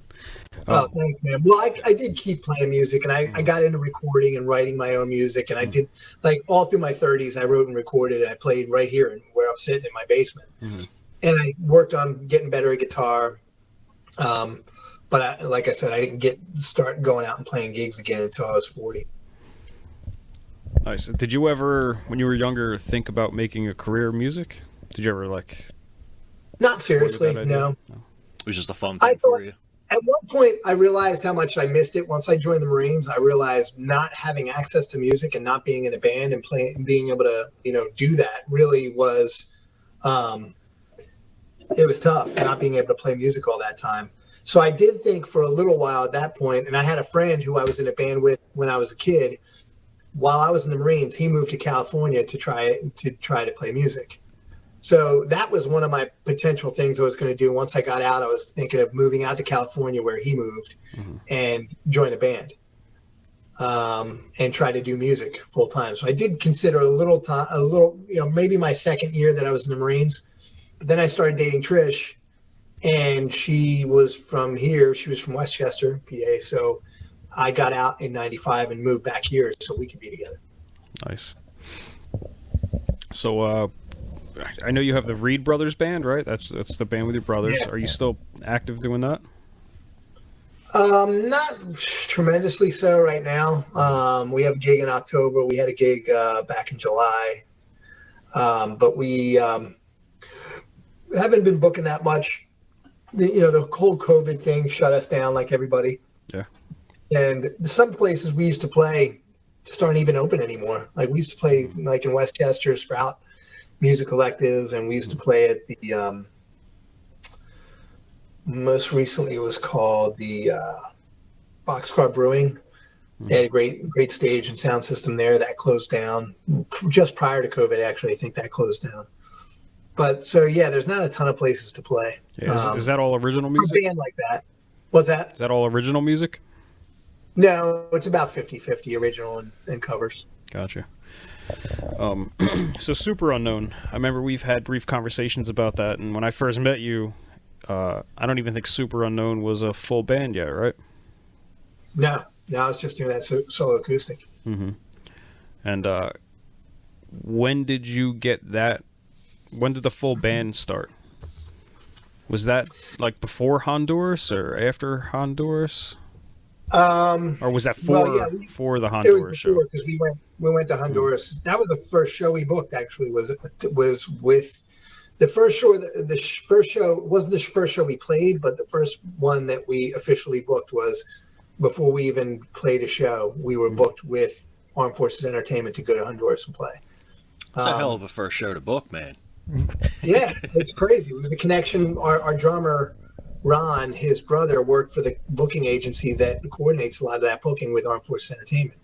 And he already knew what they were capable of as White Limo, a Foo Fighters tribute. And, I guess Ron was like, well, this is just White Limo, but we play Soundgarden songs instead with this guy who sounds like Chris Cornell. So it's like, all right, yeah, let's do it. And then we played a couple shows. We played the show at the Queen. We played a show at Underground Arts. And they were our first two shows, I think. And then we went to Honduras after that. But I did it for a year just on my own. I got the idea right when Chris Cornell died.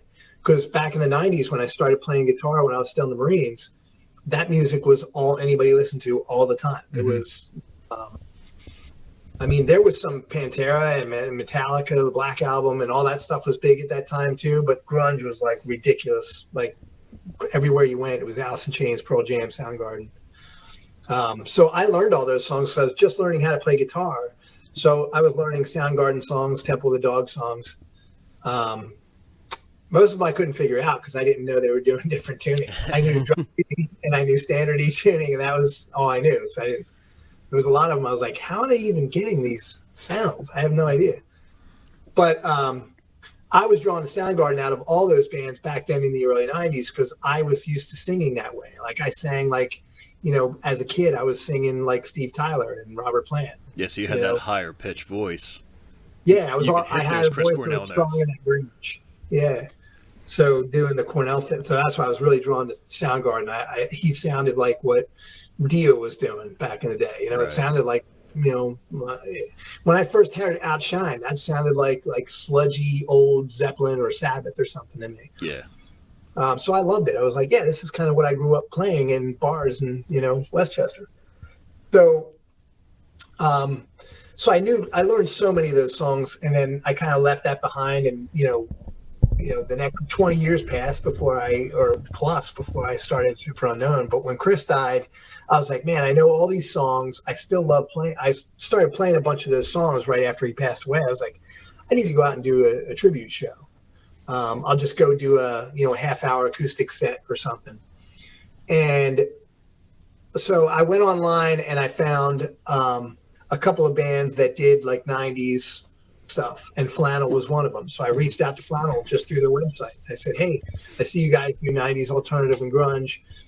I sent a video of me doing Say Hello to Heaven, and Dave Allen was on the other side of that email. Mm-hmm. And he was like, yeah, absolutely. We need a Chris Cornell guy anyway. Why don't you come and open Grungapalooza, which I didn't even know. Well, Grungapalooza had just played their first one. They just did Ardmore Music Hall was the first Grungapalooza. Yeah, that was the first time I played in Purple to the Core, which was actually supposed to be just a fill-in gig.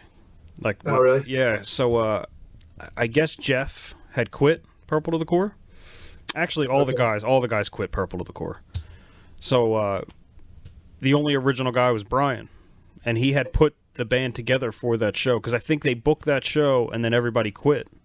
Oh, I remember hearing that. Yeah. And then Brian was like, dude, I need you to fill in. And I was never, ever going to join a tribute band. I was always just that elitist, like, no, I'm going to write my own music. Like, why would I play other people's music? That's fucking stupid. In hindsight, it was probably like some of the funnest shows I've ever played, and I met all these good people. But yeah, that first Grungapalooza was my first show, Purple to the Core. And after that show, I told Brian, I was like, I'm in. 100%. Yeah, count me in. Yeah. But prior to that show, Bill had never even rehearsed with them guys. Oh, really? Yeah, there was no rehearsal. It was like, these are the songs you need to learn. No, actually, no. That show there was one rehearsal. There was one, and it was the first time I met Ron. Oh, really? And it was the night before the show. Did he drum for you guys that night? Yeah, he did.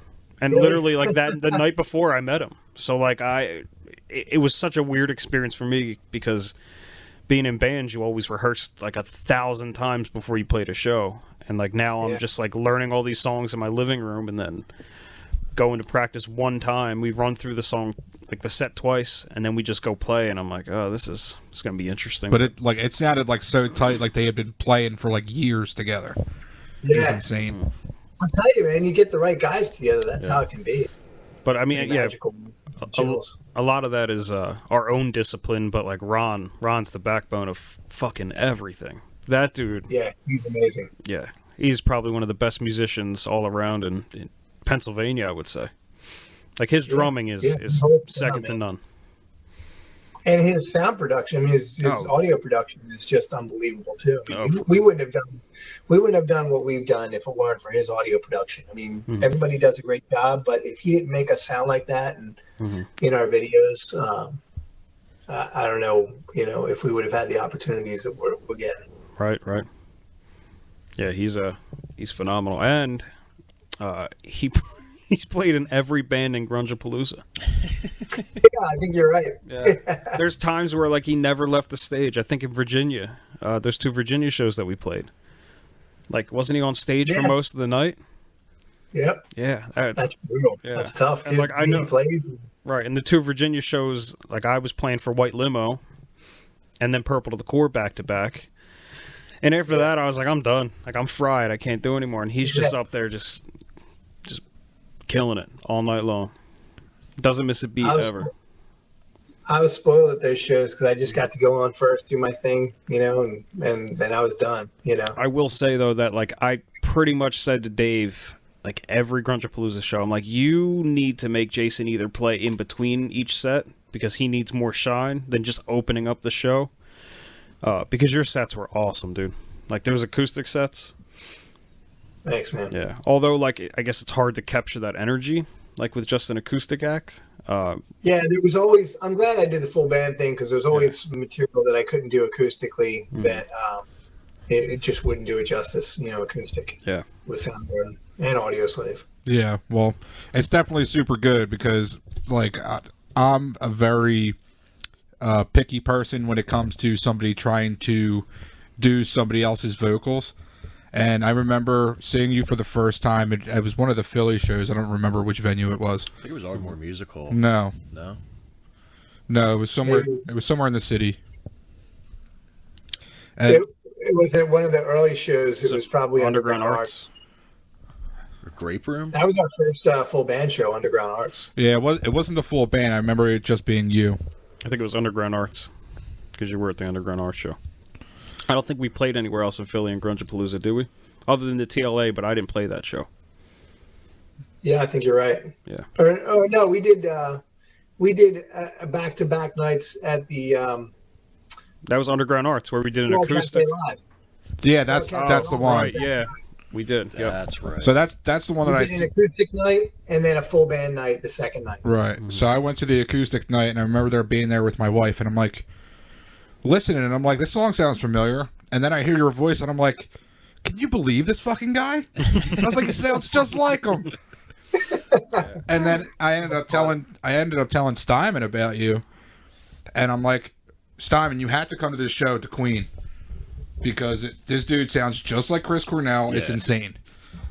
And I remember him just getting there, and he was like, you know, did Super Unknown get on yet? And I'm like, no, he's about to go on. And as soon as he's walking in, and you guys are just starting up or whatever. And I Yeah, was like, timed it perfectly, man. I walked in Yeah. the door and you came on, and I was just blown away. I was so impressed by you guys. It was phenomenal. You guys are so tight, and your voice, dude. I'm the same way as Vinny, man. I don't like when, like, if you're gonna cover somebody's vocals, you got to really be able to do it justice, and Yeah. you definitely do it justice. yeah, I was very blown away. The very first time I was blown away, but I still enjoy it now. I go back and look and watch some of your videos still. Yeah, it's cool. I appreciate you guys. So, do you naturally sound like Chris Cornell, or is that something you try to do? No, I try to do it. I worked at it. I mean, I used to do it. I think I do it correctly, whereas I used to just kind of do it. Like when you listen to those records, like when I first started singing those songs back in the 90s when they came out, I just heard him screaming and yelling. So I remember driving in my 91 Dodge Shadow in Jacksonville, North Carolina, singing these songs and just screaming at the top of my voice and thinking, how does he do this? Like, how does he go on tour and sing night after night? But then I've kind of, years later when I started to do the Super Unknown thing, I was like, I have to figure out how to do this correctly because I can't just go out there and scream. So I have a method. I warm up. I mean, you see me, Bill. I mean, I warm up like an hour or so before I even hit the stage. And I kind of I just make sure I'm resonating in the right place. If I'm using my physiology right, I can go for 2 hours and sing, because I've had to do that with Super Unknown and the full band now. We've played a couple 2-hour shows. And I can do it and not even blow my voice out now, but I have to stay in. I have to really be conscious of how I'm delivering the vocal lines. I can't just scream at the top of my voice, which is what your instinct is to do, because that's what it sounds like Chris is doing. Yeah, especially with like the Audio Slave stuff. He's like, really belting. So it's really, you'd be surprised. I mean, it's really, the way I do it's really quiet. It's not even as loud as it sounds. I mean, obviously with the band and coming through a PA, it sounds, huge and electric, but I'm sure the sound guys usually have me play, cranked pretty good because I'm not singing as loud as you'd expect. Because like I said, you have to kind of approach it differently than it sounds. You can't approach it just screaming and shouting at the top of your voice. All right. So is Soundgarden your favorite band? I don't know if I have a favorite band. They're up there for sure. I mean, I'm surprised that I still enjoy singing these songs. I mean, having done this now for a couple years, I'm surprised I still love it as much as I do. And I still listen to the music, like, because I get burned out on things and then I want to move on to something else, which I still do. But every once in a while, like, you know, at night, I'm just everybody's in bed. I'll pull up, you know, like we all do, go down the rabbit hole of music on YouTube or whatever. I find old obscure, you know, clips of Soundgarden playing live in a little club somewhere, and it's like, wow, I love this. I still love listening to this stuff. So, you know, they're definitely up there. But I love so many bands. I mean, I loved Zeppelin as a kid, and Hendrix, and Van Halen. I'm a huge Van Halen fan. I love especially the first, 4 or 5 records with David Lee Roth. I mean, he was amazing. So would you say, like, for the grunge genre, that Soundgarden is at the top of that list? Yeah, Soundgarden's definitely at the top of that list. Yeah, because like when that music came out and became big in the early '90s, like I said, for the reason I said earlier, like because of Chris's voice reminded me so much of those guys that I was emulating back in, you know, my high school days playing in cover bands and stuff. But I was just drawn to his vocal, man. I just thought it was mind blowing. There's songs I can't sing on his catalog. I mean, there's notes that I can't hit. I'm like, man, I don't know how this guy did it. If you ever heard Birth Ritual on the single soundtrack, I mean, I don't know how that it's even humanly possible. Yeah. Because I would say, like, for me, like, Silverchair is probably, like, on the top scheme of my grunge genre band, but, like, I kind of, like, really fell for them because, you know, they were only, like, teenagers, basically, when they kind of made it big. Oh, they were really bad. So, you know, to see them do what they did, you know, in a genre full of, I want to call them, you know, bullies, you know, like the big 4 guys such as Soundgarden, Alice in Chains, and, you know, Nirvana, Pearl Jam. You know, I think that I don't think that they get enough credit that's due for them, but you know, I love them dudes. I only know you know, the one song that they really got a lot of airplay. What's the Tomorrow. Yeah, I don't know which one they was talking. Although I saw them live. They opened for the Chili Peppers. One time I saw the Chili Peppers, and they opened for them. Yeah, like Sure. I would recommend, if you ever do go back and listen to them, I would recommend that whole Frog Stomp album. Okay. Is definitely a banger, I think.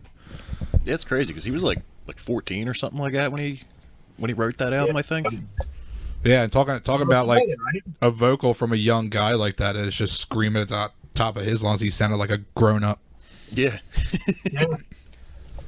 See, this is times like these where, like, we're talking about, like, this old music and those old times and the way you felt back then makes me want to be, like, older, so I could have experienced those in, like, my teenage years or my 20s or my 30s. Like, I'm actually, like, jealous I wasn't able to go through that grunge age.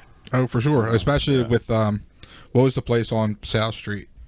Dobbs. Yeah, JT Dobbs. Like, the JT Dobbs era for grunge was huge. Yeah, Yeah. I agree with that. I mean, I wish we were a little bit older to go catch some shows there, and, you know, we missed out on a certain thing, but You know, I can only imagine, like, Rage Against the Machine at Dobbs was probably insane. oh my god. Yeah, so don't feel bad about being 49 because I don't think we've experienced anything as iconic as, like, that time.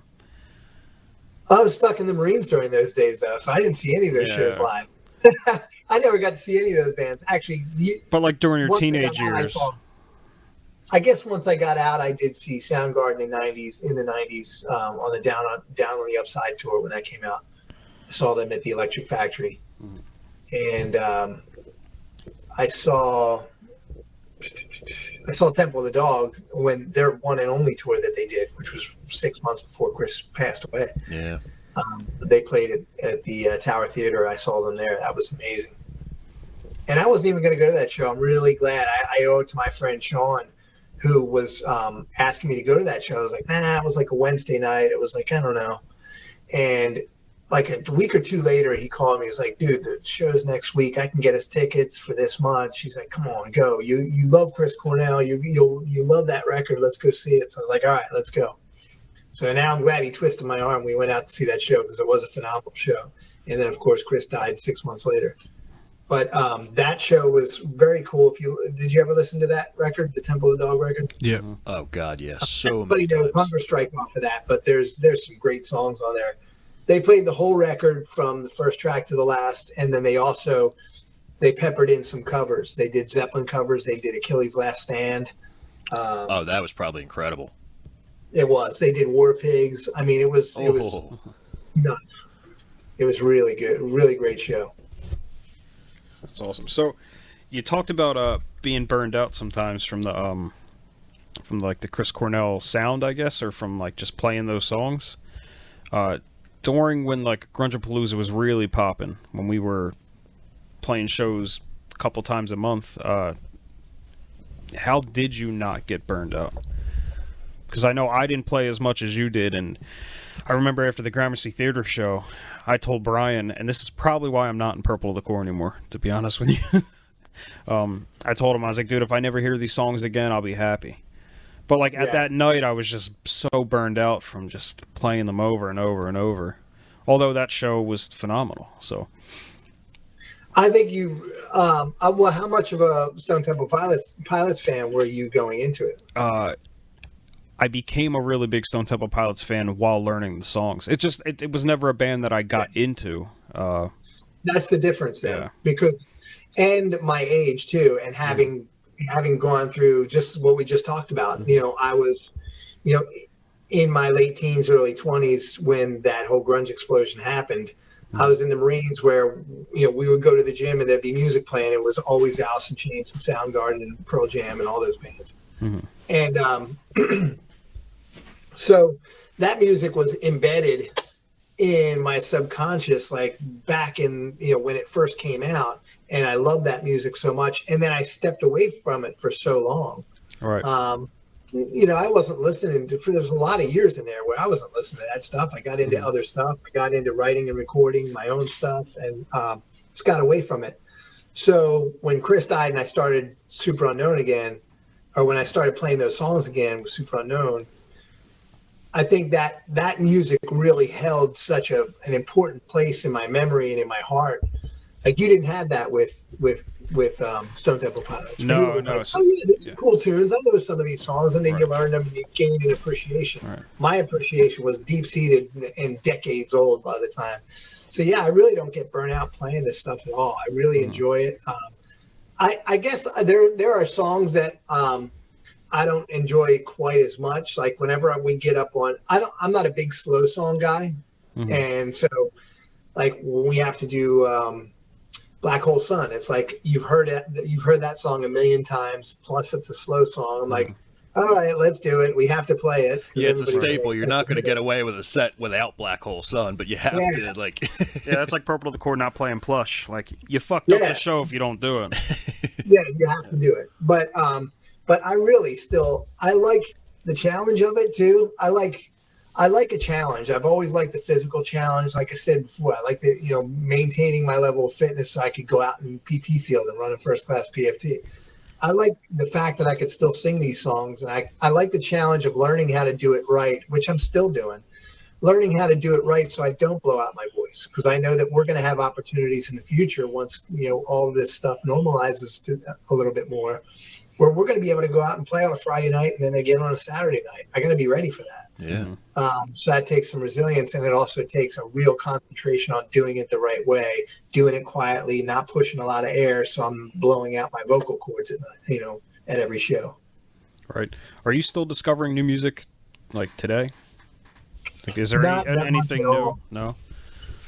Not that much. I don't really listen to new music. I don't listen to much music at all.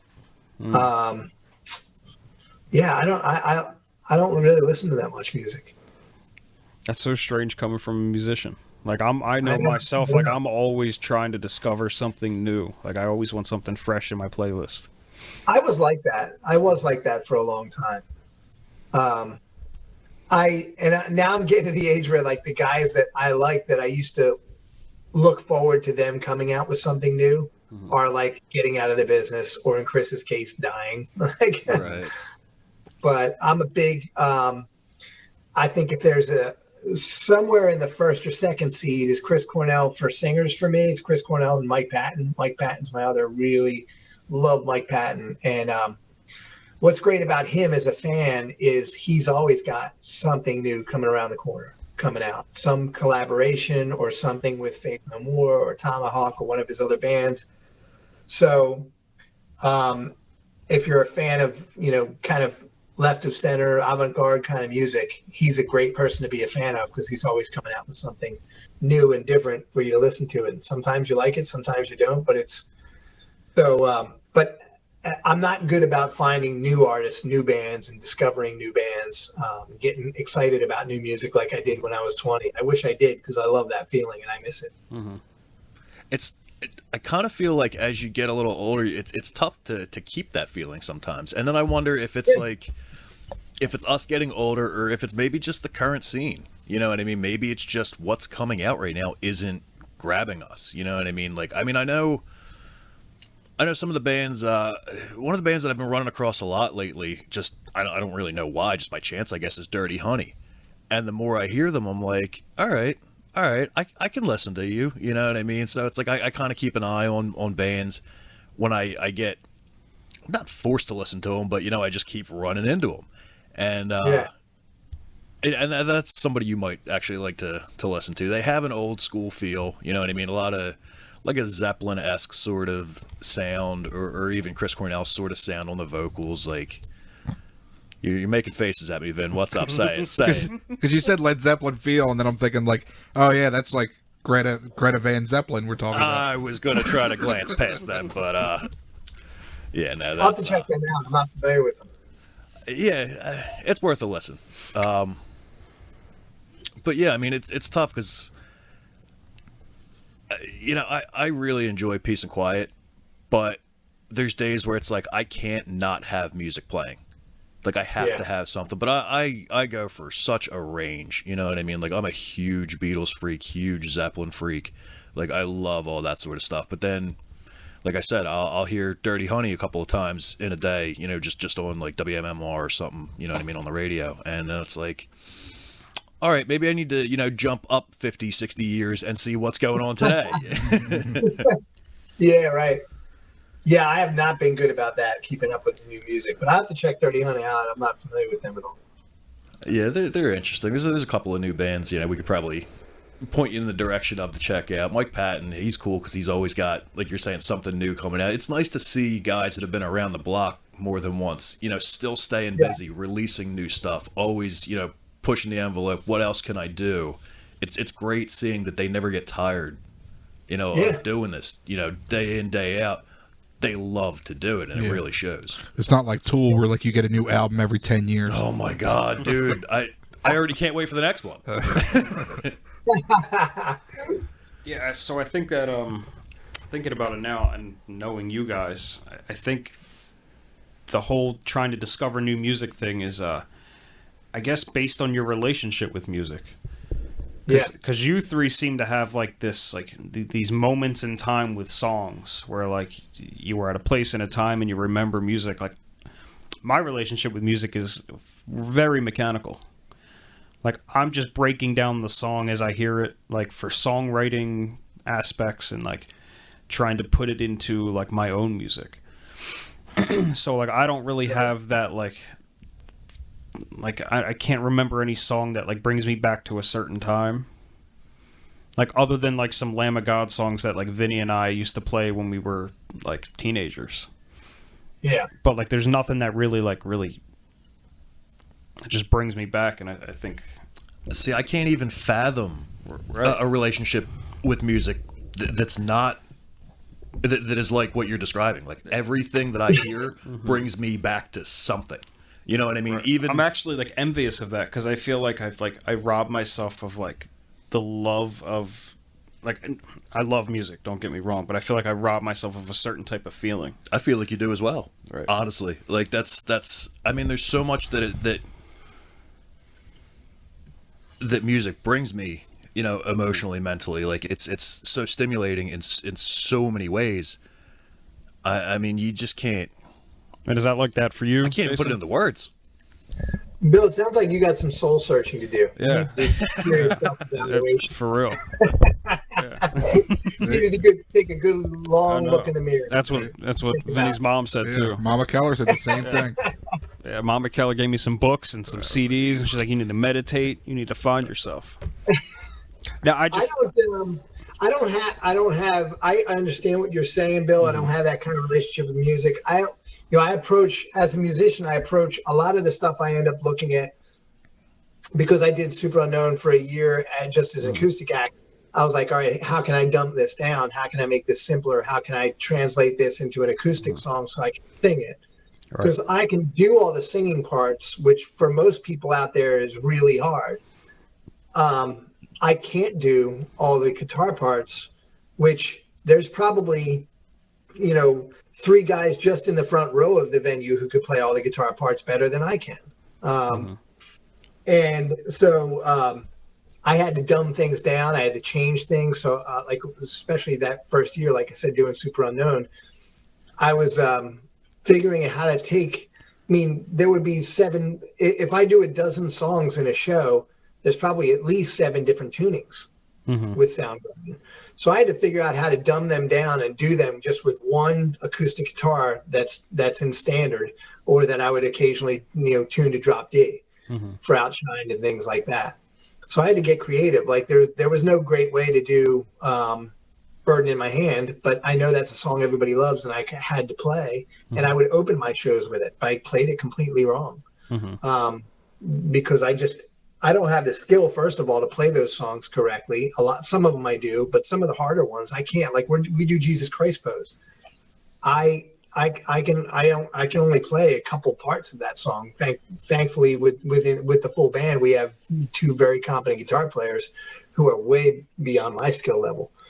But so I'd never really developed that looking at music that way. But you're technically a much better guitar player, Bill. Your skill level is far beyond what I can do guitar-wise. So I guess just because I'm limited in that capacity, that I don't look at music that way. Yeah. And I've always connected to the vocal. I've never been interested in instrumental music or music that too mechanical. I like the emotion, and I like a vocalist. Yeah, so I think like a problem for me is that I never had a good vocalist to work with. Like, in bands we struggled to find good vocalists. So I always wrote music that could be listened to without vocals. Like, that would just be interesting enough. It wasn't just power chords. It was always a bunch of noodling and like a lot of notes and a lot of melodies that could stand on their own. As you've probably heard with my instrumentals that I've sent you. Yeah. Like, some of those songs, sure. I, in my opinion, could just, and you guys could probably attest to this, could just be listened to as instrumentals. Oh yeah, totally. There's a few of the ones that I've worked on with you that I've been like, man, I don't want to mess this up. Like, I don't even want to, mess with this. Especially once you listen to it a few times, because then it's like, that's the song. So to add something to it when you're used to hearing it that way, it doesn't matter how good it is. It's not going to sound right because you just already embedded the song as it was written, as it was, recorded by you as an instrumental. Right. Yeah, it starts to stand on its own. There's been a couple of times, well, actually, there's been plenty of times throughout the years that Bill has sent me tracks, hey, listen to this. Tell me what you think about it. And then I'm driving, to work, and I'm like, I kind of want to put on Bill's song. You know what I mean? It's just like, it'll get stuck in my head or whatever, and I'm like, I kind of want to hear that today. Nice. Yeah, but I think that's my relationship with music, just super mechanical. That just blows me away, dude. I can't even. But I can't fathom that. I feel like I always end up capturing the feel, or like some kind of feel in the melodies that I write. Like, there's always some kind of feeling. Yeah. So like I guess there's a subconscious thing there. I don't fucking know. It's there. You just don't feel it. I just play music. Yeah, I don't feel anything. I have no soul. Bill's a sociopath. There's really nothing going on deep down in there. No. Speaking of, I gotta pee. Keep the conversation going. We'll do fuckery when I get back. Fair enough. Yeah, man. I think like that's what Vinny and I were talking about though. Is you know that emotion, like saying, you know, we missed out on some of the stuff that you got to grow up through and experience. Like, you got to wait for new Soundgarden music. We're never going to really get to wait for new Soundgarden music. The closest we got was King Animal. I mean, and that was great, but it wasn't, you know, waiting for Down on the Upside or something like that. It was just, you know, 20 years after the fact, we got King Animal, and it was phenomenal to get them back.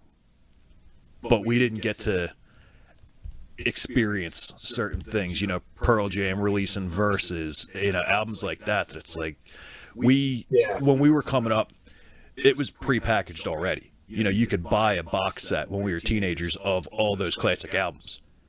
Oh yeah. And it's just like, that was the stuff that we wish was coming out now. You know what I mean? We got a lot of the rap, a lot of the stuff that we really don't listen to as much. You know, Lil Wayne and all that kind of stuff was popular, and we're like, no, dude, give me Led Zeppelin, give me Pearl Jam, give me Soundgarden, give me, you know, like I said earlier, the Beatles, you know, Van Halen, anybody like that. But it is what it is, man. We all get. It's funny how the younger generations like you know, music, and it's so different. Like there's every once in a while, you know, even me playing music so much and playing, you know, being into the music from the 70s, you know, the classic rock from the 70s, and then being into the 90s stuff. And they know the Soundgarden stuff just from me playing it. But it was funny. My daughter had her first day of school today. She's a senior in high school. And my wife took her out shopping the other day, and she came home and she said, I said, what'd you get for the first day of school? And she showed me, and it was the Def Leppard t-shirt. Yeah, I saw your post on that. Yep. I was like, oh man, that's cool. I said, Def Leppard. She goes, what is it, a band? Oh, I said, no. "Yeah, it's a band." So I picked her up today. I went and drove to school and picked her up to bring her home. And I had Pyromania. I was just going to say, dude, tell me you showed her Pyromania. Yeah. So I played Foolin'.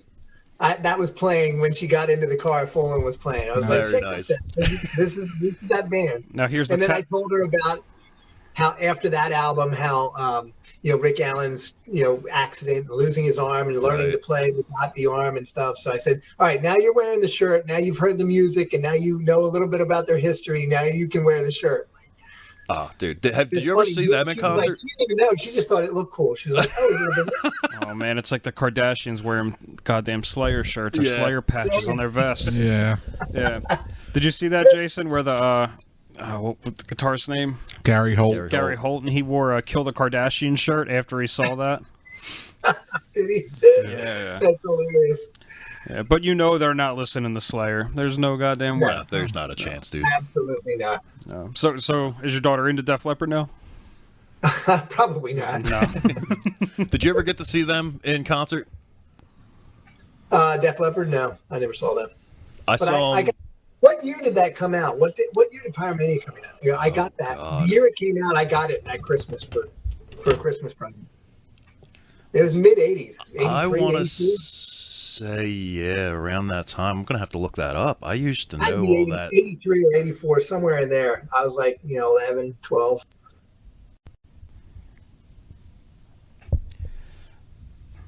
Oh man. Put me on the spot, man. 83. 83, Yeah. January 20th, 1983 was the release date on that. I started to think 83, and then I started questioning myself, and I'm like, no, I don't want to say the wrong thing, but no, it was 83. Dude, oh my God, such a good album. And I'll tell you what, I saw him, obviously, after the accident. Best one-arm drum solo I ever saw in my life. Nah, that dude kills it for sure. He is so good. And you know who else is a great drummer is Alex Van Halen is a great drummer. But I was just listening to, I remember when they switched from Dave to Sammy, and it was the 5150 album. It was around that same time. It's probably 1985, maybe that 5150 came out, and When I listen to it now, though, I don't know for sure, but I think he used an acoustic snare, but I think he used electric toms and an electric bass, and it bothers me. I love some of the songs on that 5150, that first one with Sammy. Yeah. But that drum sound just bothers me from that record, especially when you compare it to his drum sound in the early Van Halen 1 and 2. Yeah. Yeah, it's definitely got a different feel on that one, but I don't know, man. I keep wanting to say Van Hagar. So, I knew that was coming soon. So talking about the 80s, how old were you, like in 85? Or 83? 83. 83? Yeah. I was 11. How were you discovering, like, new music then? Like, obviously, there was no YouTube, and, like, do you just go to the record shop and see something that looks cool and just pick it up, or? My parents were into some cool music, and then I have 2 older brothers. Okay. My brother Dan's 5 years older than me, so at that point he was in high school. So he was bringing home, Zeppelin, Aerosmith, and Foghat, and all those bands from the 70s. Black Sabbath. We were like in the midst of the whole hair metal explosion at that point, like with Motley Crue and all those bands, Rat, and it just didn't appeal to us at all. But I liked Van Halen, I liked Def Leppard, I liked the bands from the 70s. I liked Aerosmith, and Aerosmith was from the 70s, but they were still around and still relevant and still coming out with popular stuff in the 80s too. Oh yeah. Aerosmith, Van Halen Zeppelin was done by then. I think they were done in 80 whenever Bonham died. Yeah, But I believe that was 1980. it was a cool time for music, but I remember feeling like I was a throwback because I listened to a lot of Zeppelin and Hendrix and stuff, and a lot of my friends at that time were listening to a lot of the hair metal stuff that I just wasn't into at all. I was the same way, man. Coming up, I was always, kids are running out grabbing the new albums that are dropping, and I'm like, dude, have you listened to Houses of the Holy?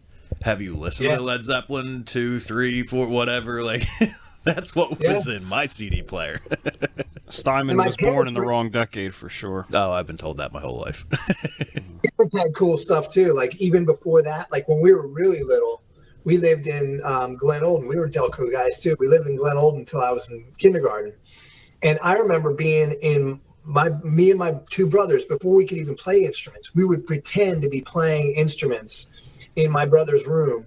We would put on records, my dad's records, and he had like CCR, Love them. had like Frampton Comes Alive. Classic. He had some great old 70s rock records, and we used to put that stuff on and pretend that we were playing those songs. So that's my earliest musical memory, like pretending to play music before we even were old enough to play instruments. That's awesome. So you didn't have like parents that were like that told you like what you could and couldn't listen to, as far as like like the one kid's mom from like Detroit Rock City, where she's like full on Catholic and Kiss is the devil's music. Yeah. My mother was really cool about that, but there were a couple of times where we would try us, like later when we had a band when I was in like middle school, when she would say, yeah, that's not a good choice.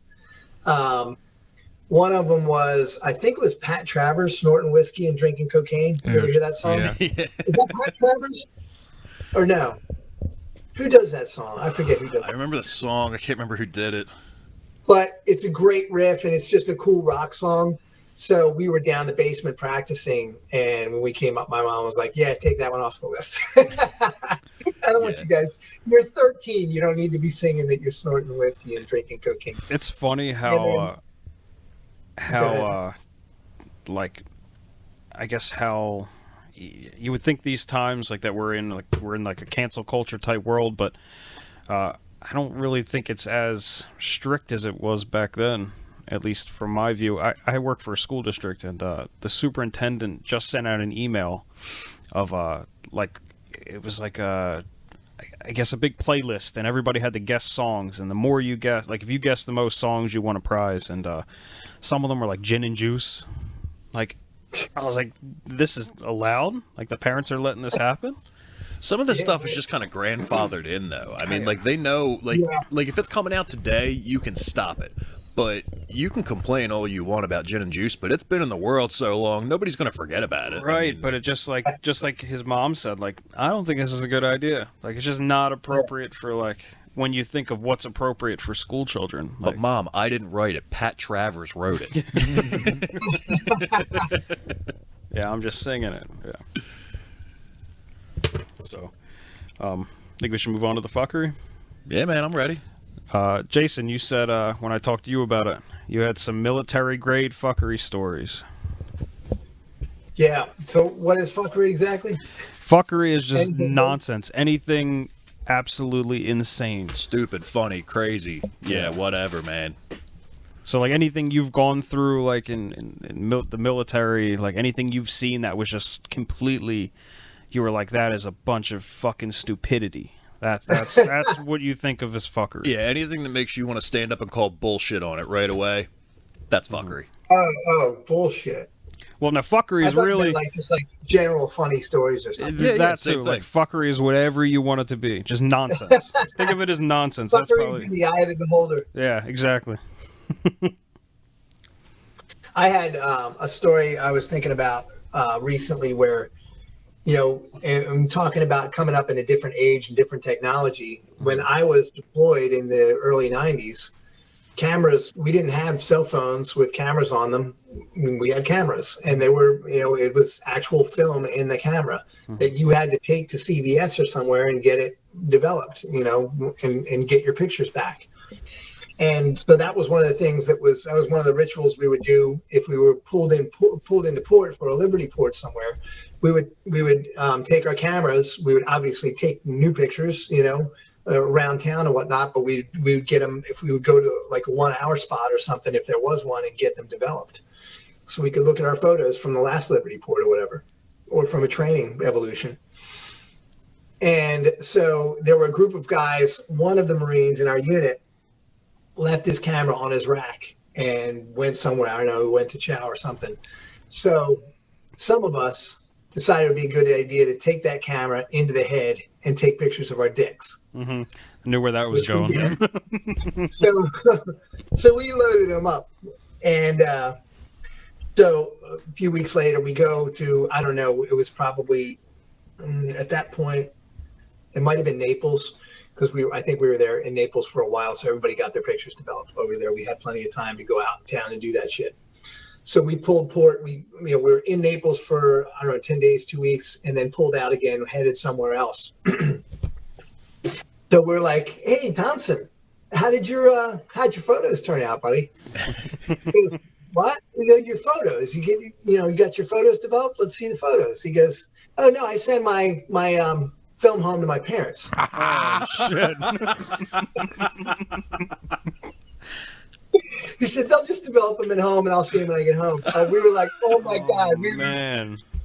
And nobody spilled it. Nobody said what we did. Nobody said anything. I don't even know how. He was a guy from 3rd Platoon, so I don't even know how that story ends. I don't know whatever happened with that, but It's funny, I had an ex who worked at CVS, and she would tell me that when people came in to develop film, if there was like any nudity or any like violence on there, she couldn't give them the pictures. It was part of the policy.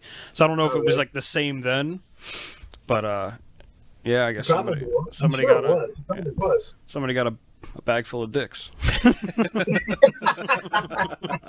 Yeah, Thompson's parents. Oh man, that's hilarious. All right, so you nailed it. You definitely nailed it with the fuckery. That's fuckery. That's the epitome of fuckery. Yeah. So what do you got, Steinman? All right, I got a couple of different ones here actually. So we got the guy that stole the puppy. So there was a soldier. This was in 2015. An army sergeant heard that you shouldn't neuter dogs in the first year of life. So he tries to adopt this dog. I forget how old they said it is. It's 6 months, 8 months, something like that. And he goes, it's too young. Well, don't do that. So him and his girl, his fiance, whatever she was, they're like, we want to adopt the dog. And they're trying to get it. They're like, well, we'll pay for it, whatever. They won't let him take the dog. So he breaks in and he steals the dog. So I mean, he ends up getting caught and everything, and they're like, what part of that seemed like a good idea? He's like, well, I wasn't worried about the criminal part. I just didn't want you to, chop the dog. Like, that was that was all he was worried about. Oh my god! So this guy, completely doesn't care what kind of trouble he's in. But And he was in the military. yeah, so I'm sure he got busted. Some kind of discipline. What happens if you do stupid shit like that? Like if somebody like in your platoon or like you were just, let's say you go to Naples and it's what, at Liberty Port you called it, right? Yeah. Yeah, and somebody stole a dog there because they didn't want it to get neutered. Like what happens to you? Like NJP, non-judicial punishment, and how far it goes is up to the Marine Corps. Yeah. Like I said, it could get you could get a slap on the wrist, or you could anything between a slap on the wrist and brig time, depending on how bad it is. right. If you hurt somebody, obviously it's going to be probably brig time, loss in rank, which is loss in pay. You could get cycled out if it's bad enough. Shit. Damn. If you get in a few fights and then they say there's something wrong with this guy, he's just getting fights everywhere. And it's not just drunk going out and fighting. It's like too many fights. Like there's something wrong with you. We got to check you out. They'll do a psych eval. And if they find something wrong, they'll cycle you out. Oh shit. You could get out with VA benefits too. You could get out and get on disability if they do find that you have a psychiatric issue. And if they found that it was, related to your service, then you could get out. But it's everything's on the table with the Marine Corps. It's up to them what they want to do. It's up to the judge how he wants to handle it, and he will take input from your unit. So if your CO walks in there and says, "Yeah, this guy's a piece of shit. He doesn't do me any good. Do whatever you want," then the judge is going to make a call. The judge could throw you in the slammer for something stupid. But if your CO goes in there and says, "No, this guy's never been in trouble. I need this guy in my unit because he brings a lot to the table," then they'll just they'll annotate it in his service record book and let him go back to his unit. Okay. That sounds fair. How about this one? So an Army private first class. This is 1974, so we're going back a good little ways. Steals a helicopter. Might have heard of this one before. Lands it on the White House lawn. Oh my God, I've never heard of this. No, this one goes, where did this come out of? On the Baltimore-Washington Parkway in a stolen helicopter. He purchased the White House, landing briefly before Maryland State Police arrived in 2 choppers of their own. So, like, this was a legit big thing. When did this happen? 1974. This was a while back. Oh, wow. Yeah. I mean, I couldn't even imagine. Like I have no idea what would happen. They were going after him with shotguns, submachine guns. They were coming after him. It was a big deal. And this was during Nixon's Watergate scandal. So Wow. He wasn't actually at the White House. And I don't know if they ever said why he did it. I mean, this guy broke so many laws. You know what I mean? I mean, there were a bunch of idiots over the years who tried to land planes on the lawn, right? Wasn't there the one dude? And that's not an easy aircraft to just get up and figure out. I mean, he was already trained. And He must have been. They don't, as far as what I'm reading, they don't say anything about it. But I do know he served 6 months in the military stockade. wow, That was it. Like, dude. that's a slap on the wrist for that. I know. If I stole a helicopter and landed on the White House lawn, I'd be getting out of that thing going, you know what? That's it. That's a wrap. Today, you would have just been shot down. I know. You would have never even gotten close. It's crazy. All right. The technology today is just amazing. Like there were rockets fired into the Afghanistan airport yesterday, and we have the technology to just intercept them out of the sky. Mm-hmm. Not even a threat. It's amazing. Yeah, and thank God, man. I mean, that saves so many lives like that. It's For incredible. Sure. Absolutely good. What else you Yeah. got? That's like Con Air. Yeah. You guys ever watch Con Air? Yeah. They fly into that one rendezvous airfield, and the other convict gets on. They kill the pilot, and then they're like, "Who's going to fly the plane?" And then they have this other convict come on, and he just happens to be a pilot. Oh my God! All right, I got one more, and this one's outside the country. February 2009, an 18-year-old British soldier goes for a drunken joyride.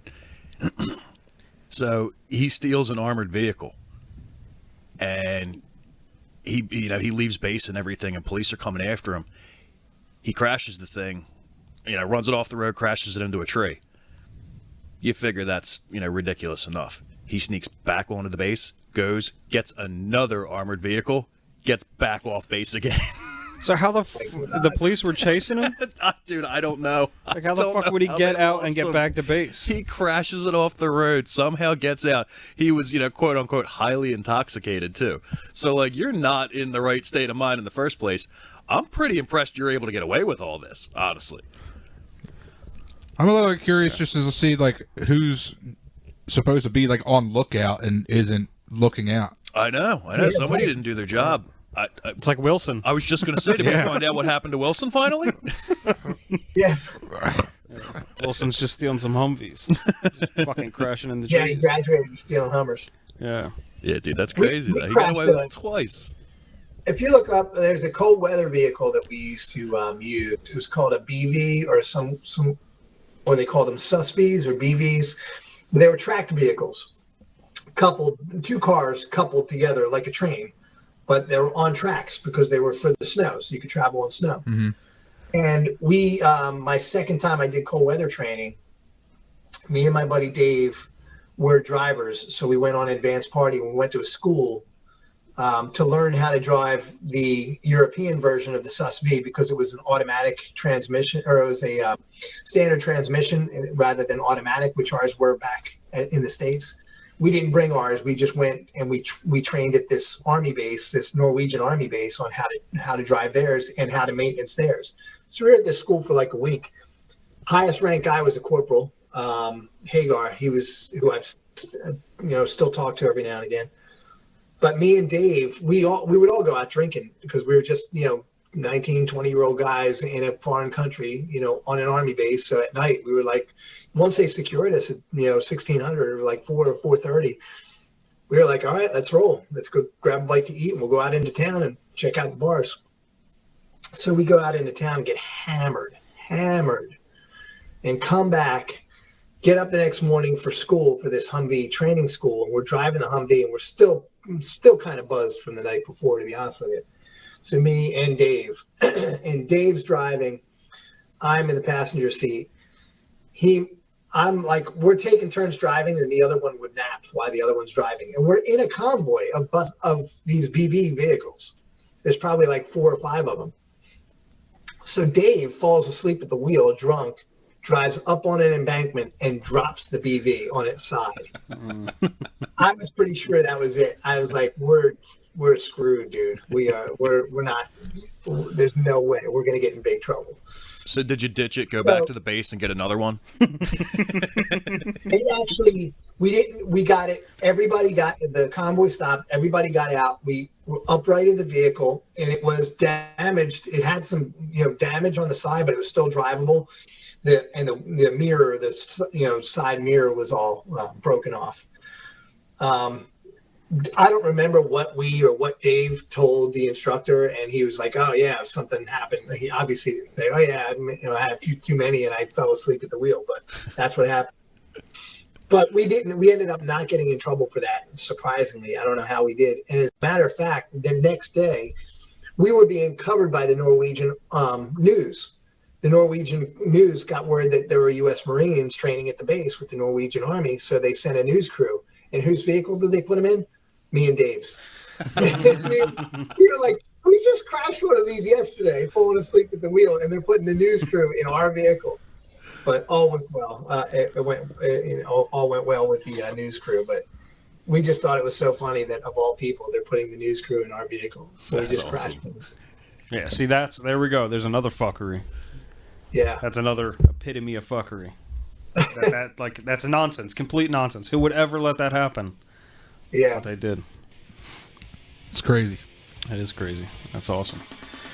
All right, Jason. Well, we appreciate you doing this with us, man. It's been a lot of fun. Great conversation. No problem. Everybody, go out and get Letters Home, Notes on Returning to Parris Island. It's on Amazon. And you have a website or anything you want to plug? Any shows coming up? We have a show September 11th at Broken Goblin up in Bucks County. Well, we'll post that on our socials for you, just because this is going to be coming out on the 11th. So Excellent. Yeah, this is going to be our tribute, like I said, to you and to our military and to 9/11 and just the country in its entirety.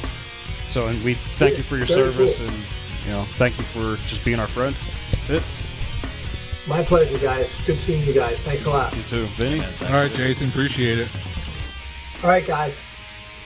Take care. Have a good night. You too, man. You too. You too. Later. All right, guys, that's about it for us. Don't forget to follow us on Facebook at the Hollow Chord Podcast, on Instagram at the Hollow Chord Podcast, and on Twitter at the Fuckery of the Day.